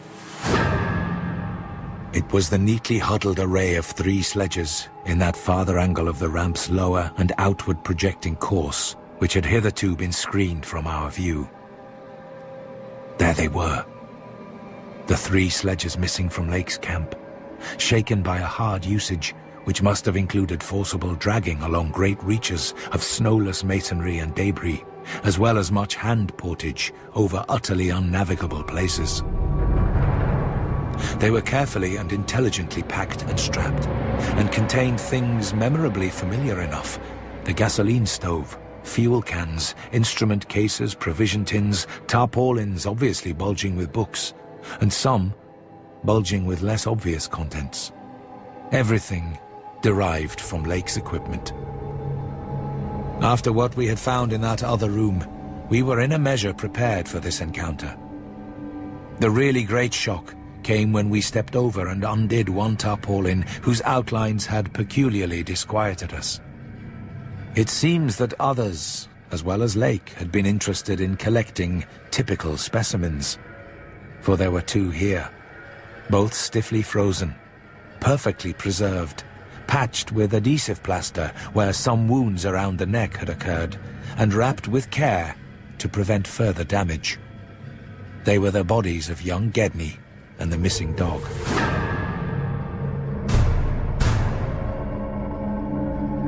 Many people will probably judge us callous, as well as mad, for thinking about the northward tunnel and the abyss so soon after our somber discovery. And I am not prepared to say that we would have immediately revived such thoughts, but for a specific circumstance which broke in upon us and set up a whole new train of speculations.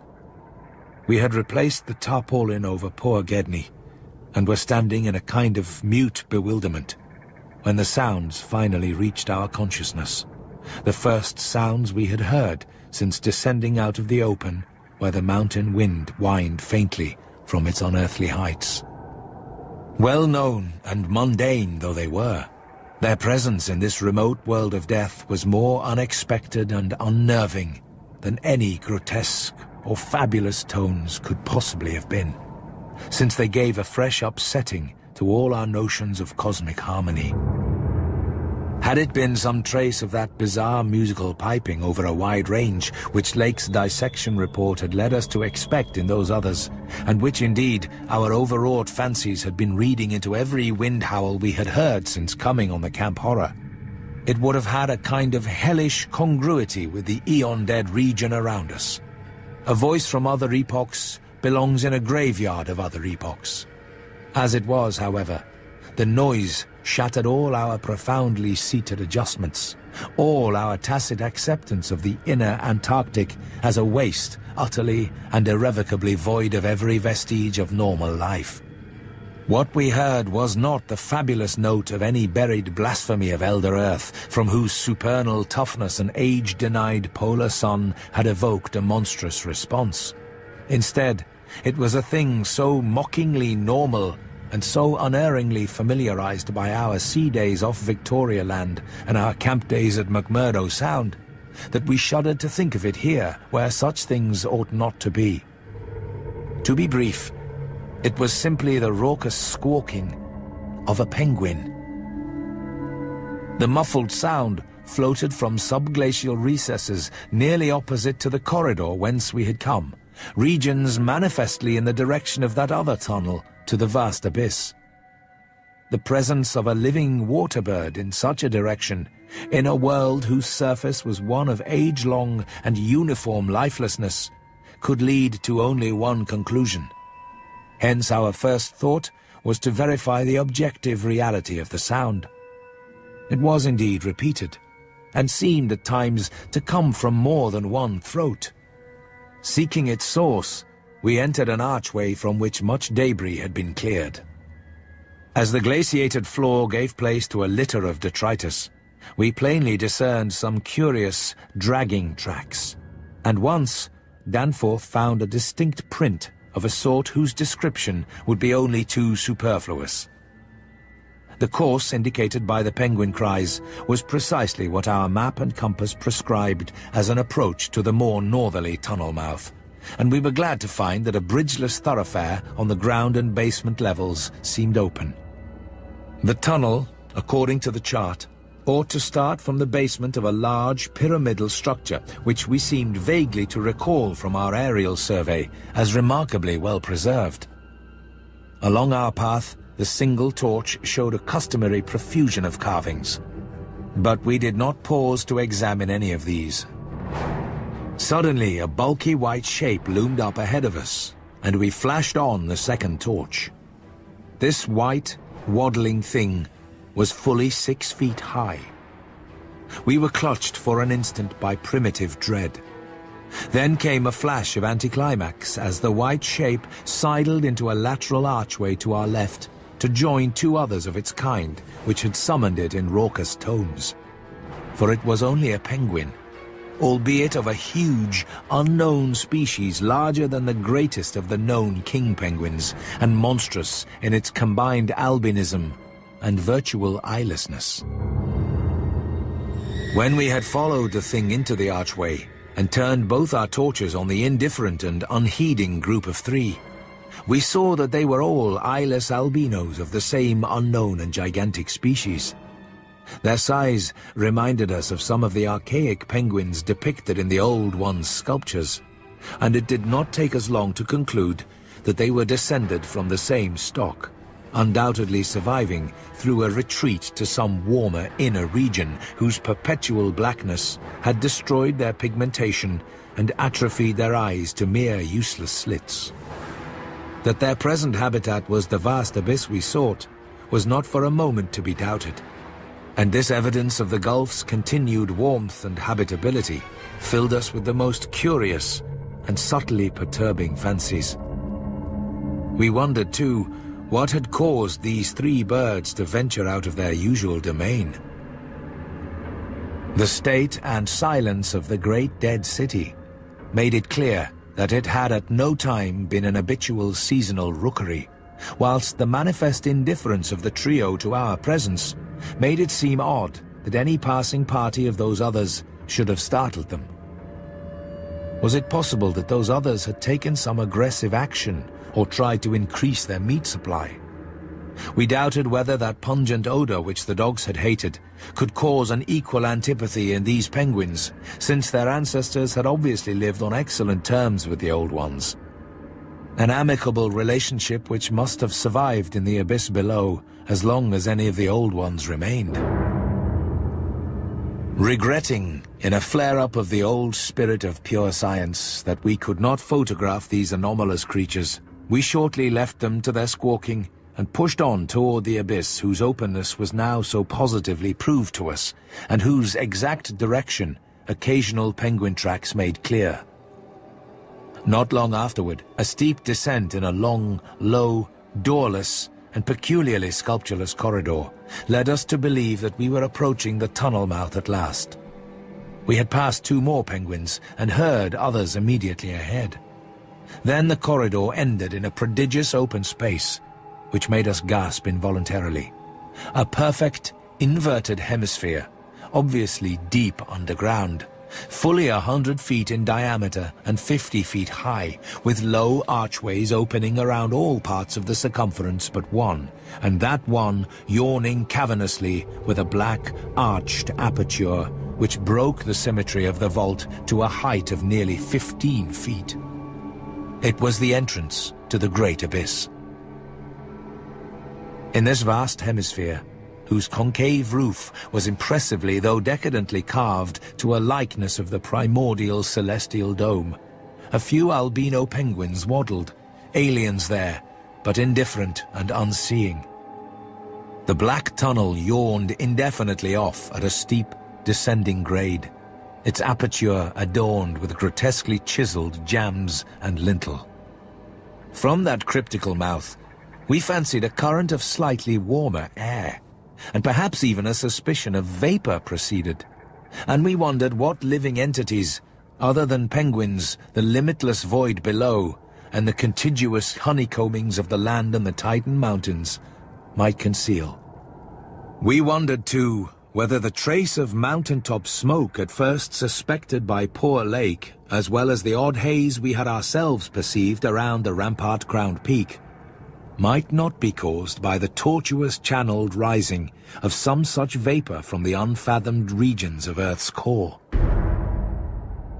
Entering the tunnel, we saw that its outline was, at least at the start, about 15 feet each way, sides, floor, and arched roof composed of the usual megalithic masonry. After about a quarter of a mile, the temperature was rapidly ascending, and we were not surprised to come upon a careless heap of material shudderingly familiar to us. It was composed of furs and tent cloth taken from Lake's camp, and we did not pause to study the bizarre forms into which the fabrics had been slashed. Slightly beyond this point, we noticed a decided increase in the size and number of the side galleries, and concluded that the densely honeycombed region beneath the higher foothills must now have been reached. The nameless scent was now curiously mixed with another and scarcely less offensive odor, of what nature we could not guess, though we thought of decaying organisms and perhaps unknown subterranean fungi.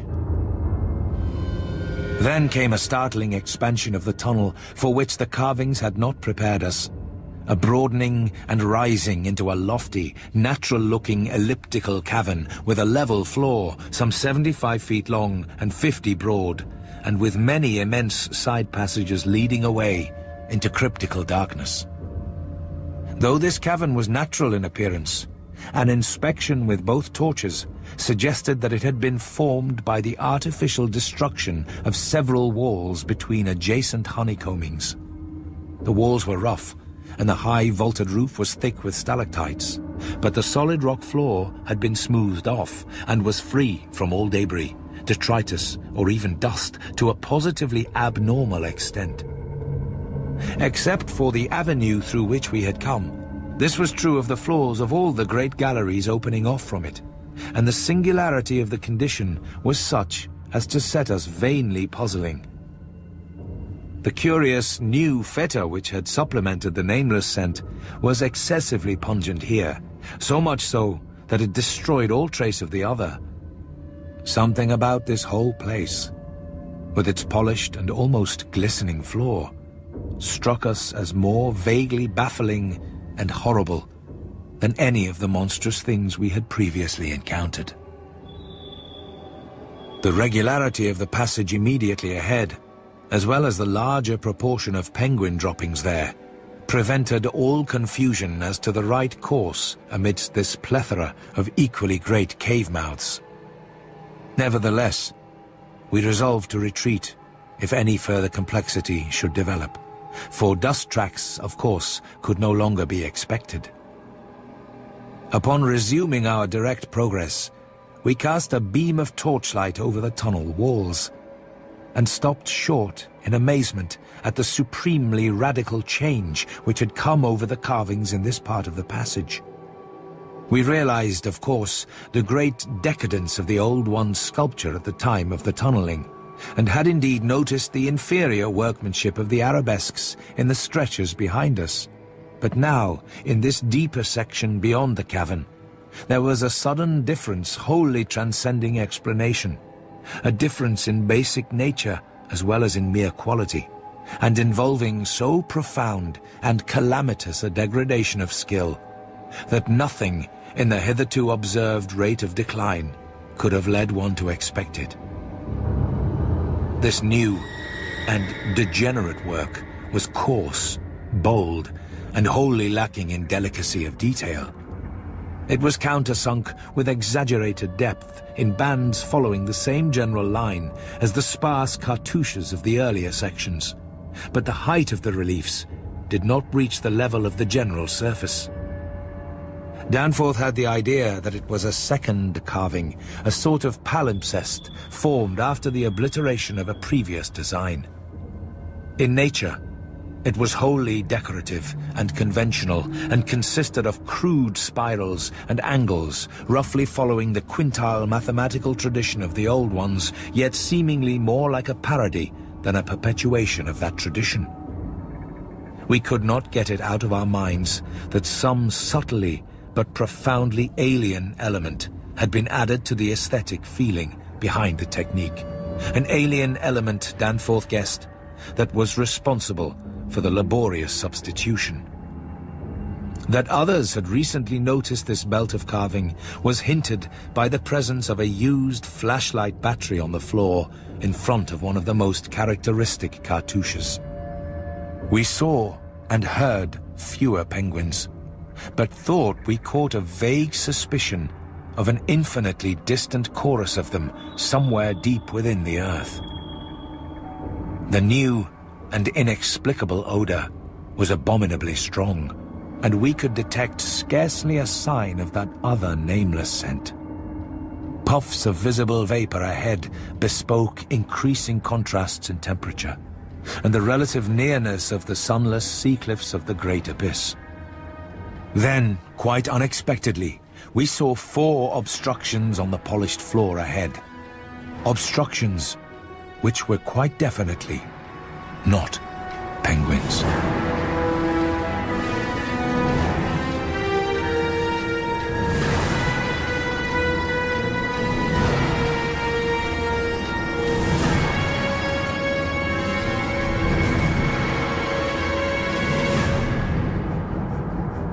At the Mountains of Madness was written by H.P. Lovecraft and read by Richard Coyle. It was abridged by Paul Kent, and the music was composed by John Nichols.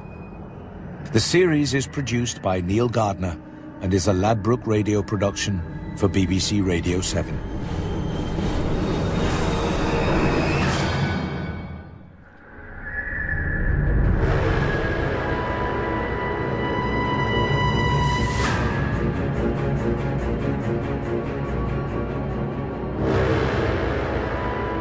At the Mountains of Madness by H.P. Lovecraft. Read by Richard Coyle. Part 5. The Final Nightmare.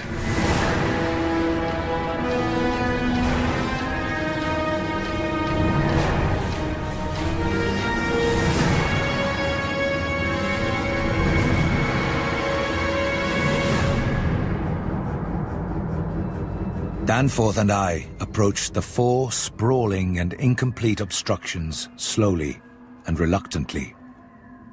Would to heaven we had never approached them at all, but had run back at top speed out of that blasphemous tunnel with the greasily smooth floors and the degenerate murals aping and mocking the things they had superseded. Run back before we had seen what we did see, and before our minds were burned with something which will never let us breathe easily again.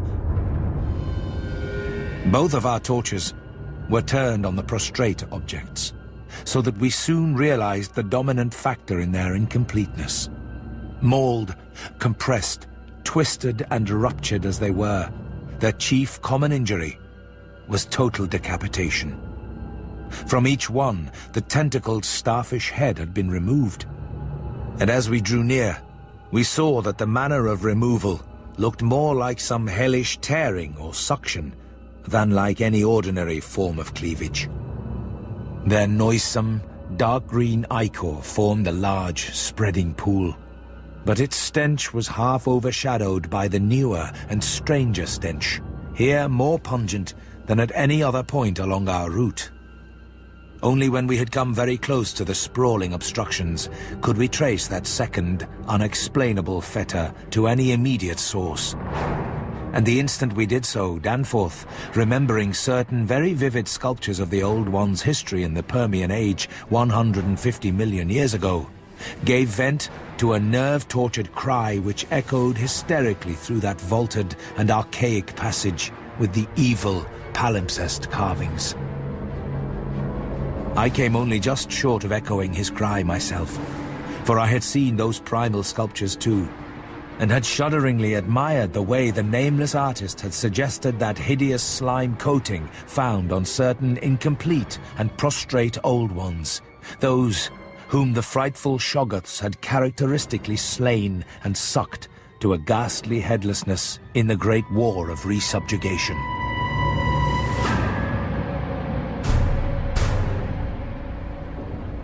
And now, when Danforth and I saw the freshly glistening and reflective, iridescent black slime which clung thickly to those headless bodies and stank obscenely with that new odor whose cause only a diseased fancy could envisage, clung to those bodies and sparkled less voluminously on a smooth part of the accursedly resculptured wall in a series of grouped dots, we understood the quality of cosmic fear to its uttermost depths.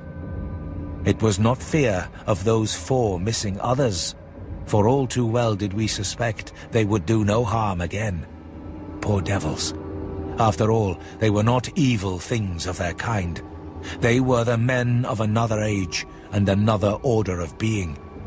Nature had played a hellish jest on them, as it will on any others that human madness, callousness, or cruelty may hereafter dig up in that hideously dead or sleeping polar waste. And this was their tragic homecoming. They had not been even savages, for what indeed had they done? That awful awakening in the cold of an unknown epoch. Perhaps an attack by the furry, frantically barking quadrupeds, and a dazed defense against them and the equally frantic white simians with the queer wrappings and paraphernalia. Poor Lake. Poor Gedney. And poor Old Ones. Scientists to the last. What had they done that we would not have done in their place? God, what intelligence and persistence! What a facing of the incredible! Just as those carven kinsmen and forebears had faced things only a little less incredible. Radiates, vegetables, monstrosities, star spawn, whatever they had been, they were men. They had crossed the icy peaks on whose templed slopes they had once worshipped and roamed among the tree ferns. They had found their dead city brooding under its curse, and had read its carven latter days as we had done. They had tried to reach their living fellows in fabled depths of blackness they had never seen. And what had they found? All this flashed in unison through the thoughts of Danforth and me as we looked from those headless, slime-coated shapes to the loathsome palimpsest sculptures and the diabolical dot groups of fresh slime on the wall beside them, looked and understood what must have triumphed and survived down there in the cyclopean water city of that nighted, penguin-fringed abyss, whence even now a sinister curling mist had begun to belch pallidly, as if in answer to Danforth's hysterical scream. The shock of recognizing that monstrous slime and headlessness had frozen us into mute, motionless statues. And it is only through later conversations that we have learned of the complete identity of our thoughts at that moment. It seemed eons that we stood there, but actually, it could not have been more than 10 or 15 seconds. That hateful pallid mist curled forward as if veritably driven by some remoter, advancing bulk. And then came a sound which upset much of what we had just decided, and in so doing, broke the spell and enabled us to run like mad past squawking, confused penguins over our former trail back to the city, along ice-sunken, megalithic corridors to the great open circle, and up that archaic spiral ramp in a frenzied, automatic plunge for the sane outer air and light of day. The new sound had a shocking resemblance to the wind pipings we had both heard around the lofty mountain caves.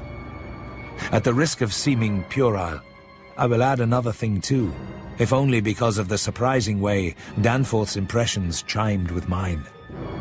Of course, common reading is what prepared us both to make the interpretation, though Danforth has hinted at queer notions about unsuspected and forbidden sources to which Edgar Allan Poe may have had access when writing the narrative of Arthur Gordon Pym of Nantucket a century ago.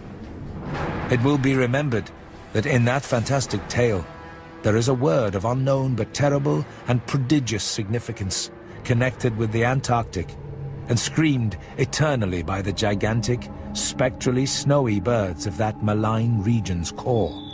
Tekili-li, Tekili-li. That, I may admit, is exactly what we thought we heard conveyed by that sudden sound behind the advancing white mist. That insidious, musical piping over a singularly wide range. We were in full flight before 3 notes or syllables had been uttered.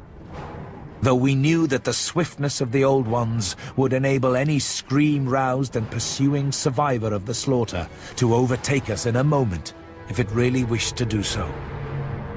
Concealment being futile at this juncture, we used our torch for a running glance behind, and perceived that the mist was thinning. Would we see at last a complete and living specimen of those others? Again came that insidious musical piping, Tekili-li, Tekili-li.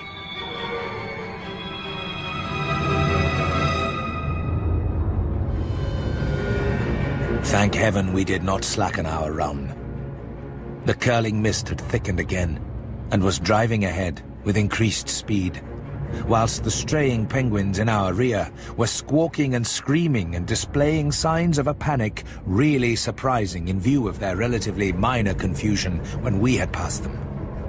Our recklessly used torch now revealed ahead of us the large open cavern where various ways converged, and we were glad to be leaving those morbid palimpsest sculptures, almost felt even when scarcely seen, behind.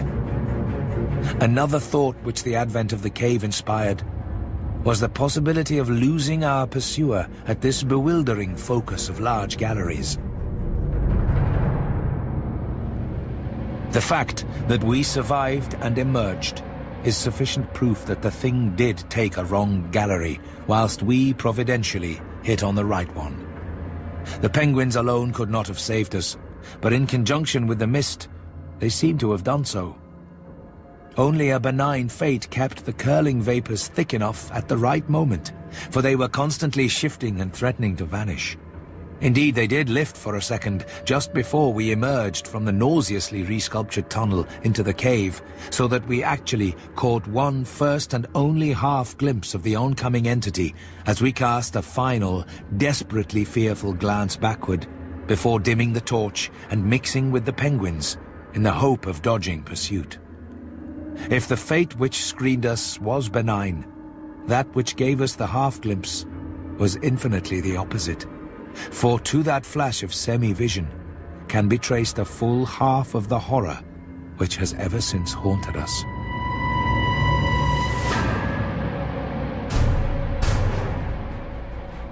So we glanced back simultaneously, it would appear, though no doubt the incipient motion of one prompted the imitation of the other. As we did so, we flashed both torches full strength at the momentarily thinned mist. Either from sheer primitive anxiety to see all we could, or in a less primitive but equally unconscious effort to dazzle the entity before we dimmed our light and dodged among the penguins of the labyrinth center ahead. Unhappy act. Not Orpheus himself, or Lot's wife, paid much more dearly for a backward glance. And again came that shocking, wide-ranged piping, "Tekili-li, Tekili-li." It crippled our consciousness so completely that I wonder we had the residual sense to dim our torches as planned and to strike the right tunnel toward the dead city. Instinct alone must have carried us through. Perhaps better than reason could have done, though if that was what saved us, we paid a high price. Of reason, we certainly had little enough left. Danforth was totally unstrung, and the first thing I remember of the rest of the journey was hearing him lightheadedly chant an hysterical formula in which I alone of mankind could have found anything but insane irrelevance. It reverberated in falsetto echoes among the squawks of the penguins, reverberated through the vaultings ahead, and thank God, through the now empty vaultings behind. He could not have begun it at once, else we would not have been alive and blindly racing. I shudder to think of what a shade of difference in his nervous reactions might have brought. South Station under, Washington under, Park Street under, Kendall Central, Harvard. The poor fellow was chanting the familiar stations of the Boston-Cambridge tunnel that burrowed through our peaceful native soil thousands of miles away in New England. Yet to me, the ritual had neither irrelevance nor home feeling. It had only horror, because I knew unerringly the monstrous, nefandous analogy that had suggested it. We had expected, upon looking back, to see a terrible and incredible moving entity if the mists were thin enough. But of that entity, we had formed a clear idea. What we did see, for the mists were indeed all too malignly thinned, was something altogether different, and immeasurably more hideous and detestable. It was the utter, objective embodiment of the fantastic novelist's thing that should not be. And its nearest, comprehensible analogue is a vast, onrushing subway train as one sees it from a station platform, the great black front looming colossally out of infinite subterranean distance, constellated with strangely colored lights, and filling the prodigious burrow as a piston fills a cylinder. But we were not on a station platform. We were on the track ahead, as the nightmare plastic column of fetid black iridescence oozed tightly onward through its 15-foot sinus, gathering unholy speed and driving before it a spiral, re-thickening cloud of the pallid abyss vapor. It was a terrible, indescribable thing vaster than any subway train. A shapeless congeries of protoplasmic bubbles, faintly self-luminous, and with myriads of temporary eyes forming and unforming as pustules of greenish light all over the tunnel-filling front that bore down upon us, crushing the frantic penguins and slithering over the glistening floor that it and its kind had swept so evilly free of all litter. Still came that eldritch, mocking cry, "Tekilili, Tekilili." And at last we remembered that the demoniac Shoggoths, given life, thought, and plastic organ patterns solely by the Old Ones, and having no language save that which the dot groups expressed, had likewise no voice save the imitated accents of their bygone masters.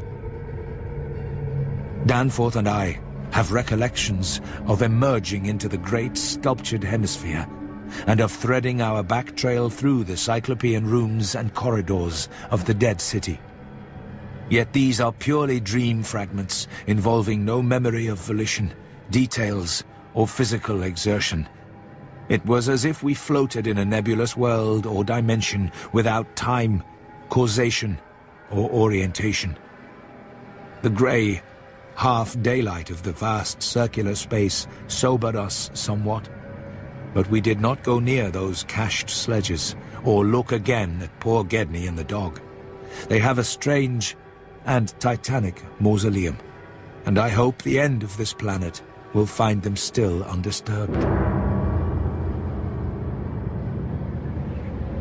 Finally scrambling out at the top, we found ourselves on a great mound of tumbled blocks, with the curved walls of higher stonework rising westward, and the brooding peaks of the great mountains showing beyond the more crumbled structures toward the east.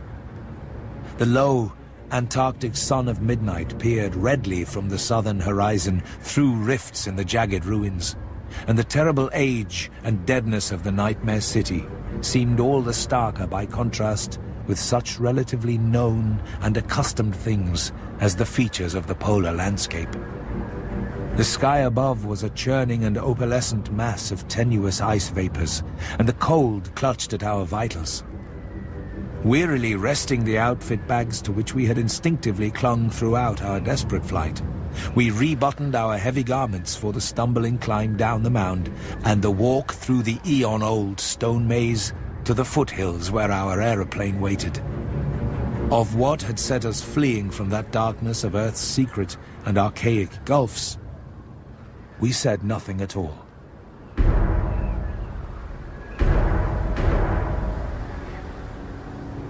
There now lay revealed on the ultimate white horizon behind the grotesque city, a dim, elfin line of pinnacled violet, whose needle-pointed heights loomed dreamlike against the beckoning rose color of the western sky. Up toward the shimmering rim sloped the ancient tableland, the depressed course of the bygone river traversing it as an irregular ribbon of shadow. For a second, we gasped in admiration of the scene's unearthly cosmic beauty. And then, vague horror began to creep into our souls. For this far violet line could be nothing else than the terrible mountains of the Forbidden Land, highest of Earth's peaks and focus of Earth's evil, harborers of nameless horrors and Archean secrets, shunned and prayed to by those who feared to carve their meaning, untrodden by any living thing on Earth, but visited by the sinister lightnings and sending strange beams across the plains in the polar night. Beyond doubt, the unknown archetype of that dreaded Kadath in the cold waste beyond abhorrent Leng, whereof primal legends hint evasively.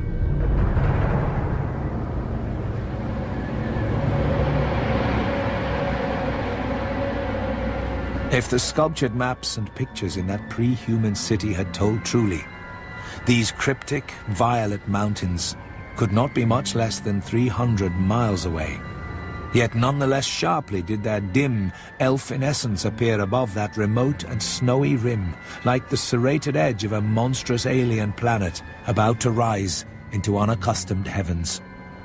Their height, then, must have been tremendous beyond all comparison, carrying them up into tenuous atmospheric strata peopled only by such gaseous wraiths as rash flyers have barely lived to whisper of after unexplainable falls. Looking at them, I thought nervously of certain sculptured hints of what the great bygone river had washed down into the city from their accursed slopes, and wondered how much sense and how much folly had lain in the fears of those old ones who carved them so reticently. Yet long before we had passed the great star-shaped ruin and reached our plain, our fears had become transferred to the lesser, but vast enough range whose recrossing lay ahead of us. From these foothills, the black, ruin-crusted slopes reared up starkly and hideously against the east, and when we thought of the frightful amorphous entities that might have pushed their fetidly squirming way even to the topmost hollow pinnacles, we could not face without panic the prospect of again sailing by those suggestive skyward cave mouths where the wind made sounds like an evil musical piping over a wide range. To make matters worse, we saw distinct traces of local mist around several of the summits, as poor Lake must have done when he made that early mistake about volcanism, and thought shiveringly of that kindred mist from which we had just escaped, of that, and of the blasphemous, horror-fostering abyss whence all such vapors came. All was well with the plane, and we clumsily hauled on our heavy flying furs. Danforth got the engine started without trouble, and we made a very smooth takeoff over the nightmare city.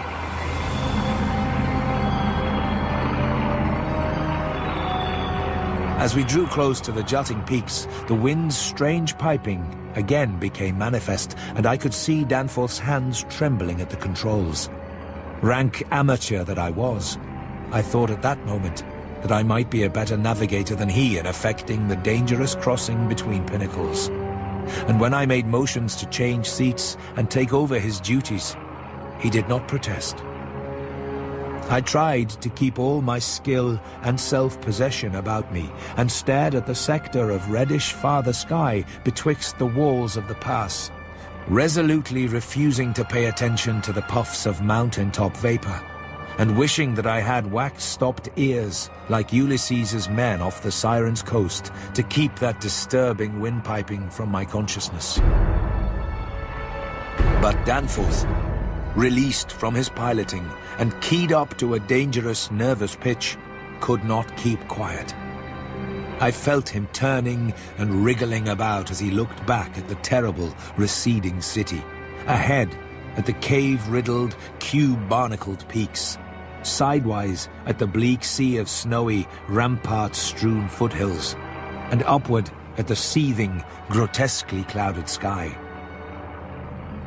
It was then, just as I was trying to steer safely through the pass, that his mad shrieking brought us so close to disaster by shattering my tight hold on myself and causing me to fumble helplessly with the controls for a moment. A second afterward, my resolution triumphed, and we made the crossing safely. Yet I am afraid that Danforth will never be the same again.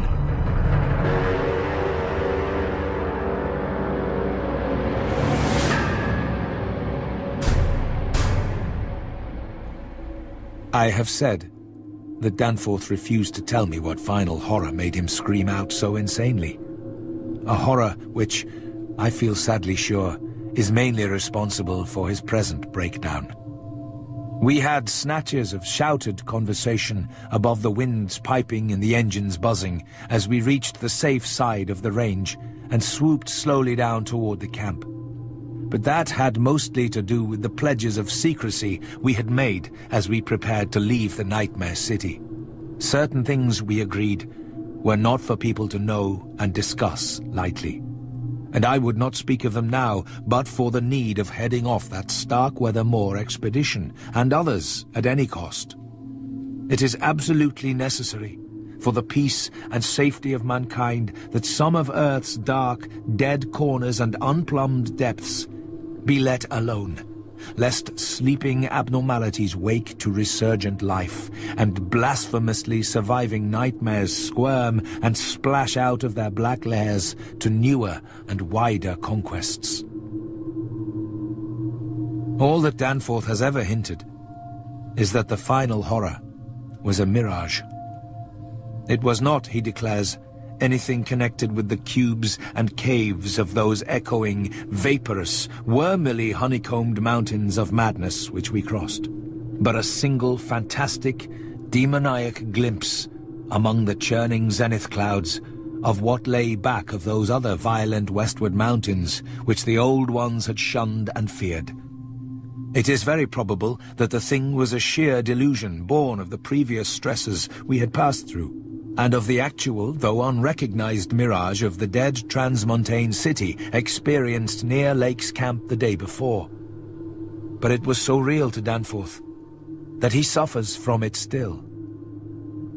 He has, on rare occasions, whispered disjointed and irresponsible things about the Black Pit, the carven rim, the proto-shoggoths, the windowless solids with 5 dimensions, the nameless cylinder, the elder Pharos, Yog-Sothoth, the primal white jelly, the color out of space, the wings, the eyes in darkness, the moon ladder, the original, the eternal, the undying, and other bizarre conceptions.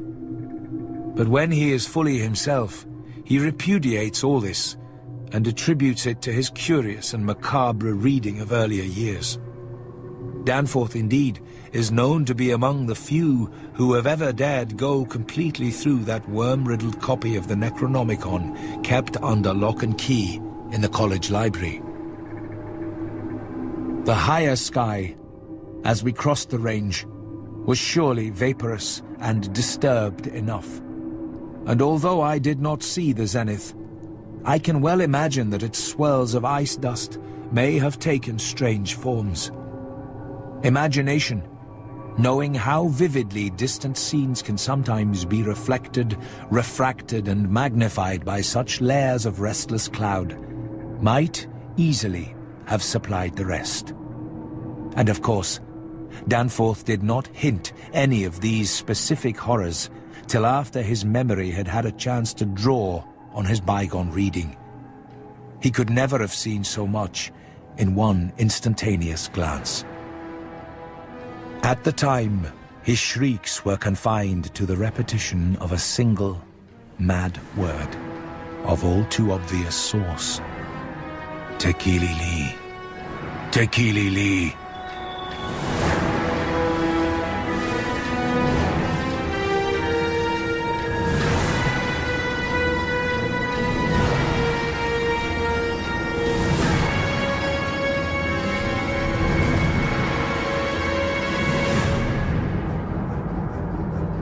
At the Mountains of Madness was written by H.P. Lovecraft and read by Richard Coyle. It was abridged by Paul Kent, and the music was composed by John Nichols. The series was produced by Neil Gardner and was a Ladbroke Radio production for BBC Radio 7.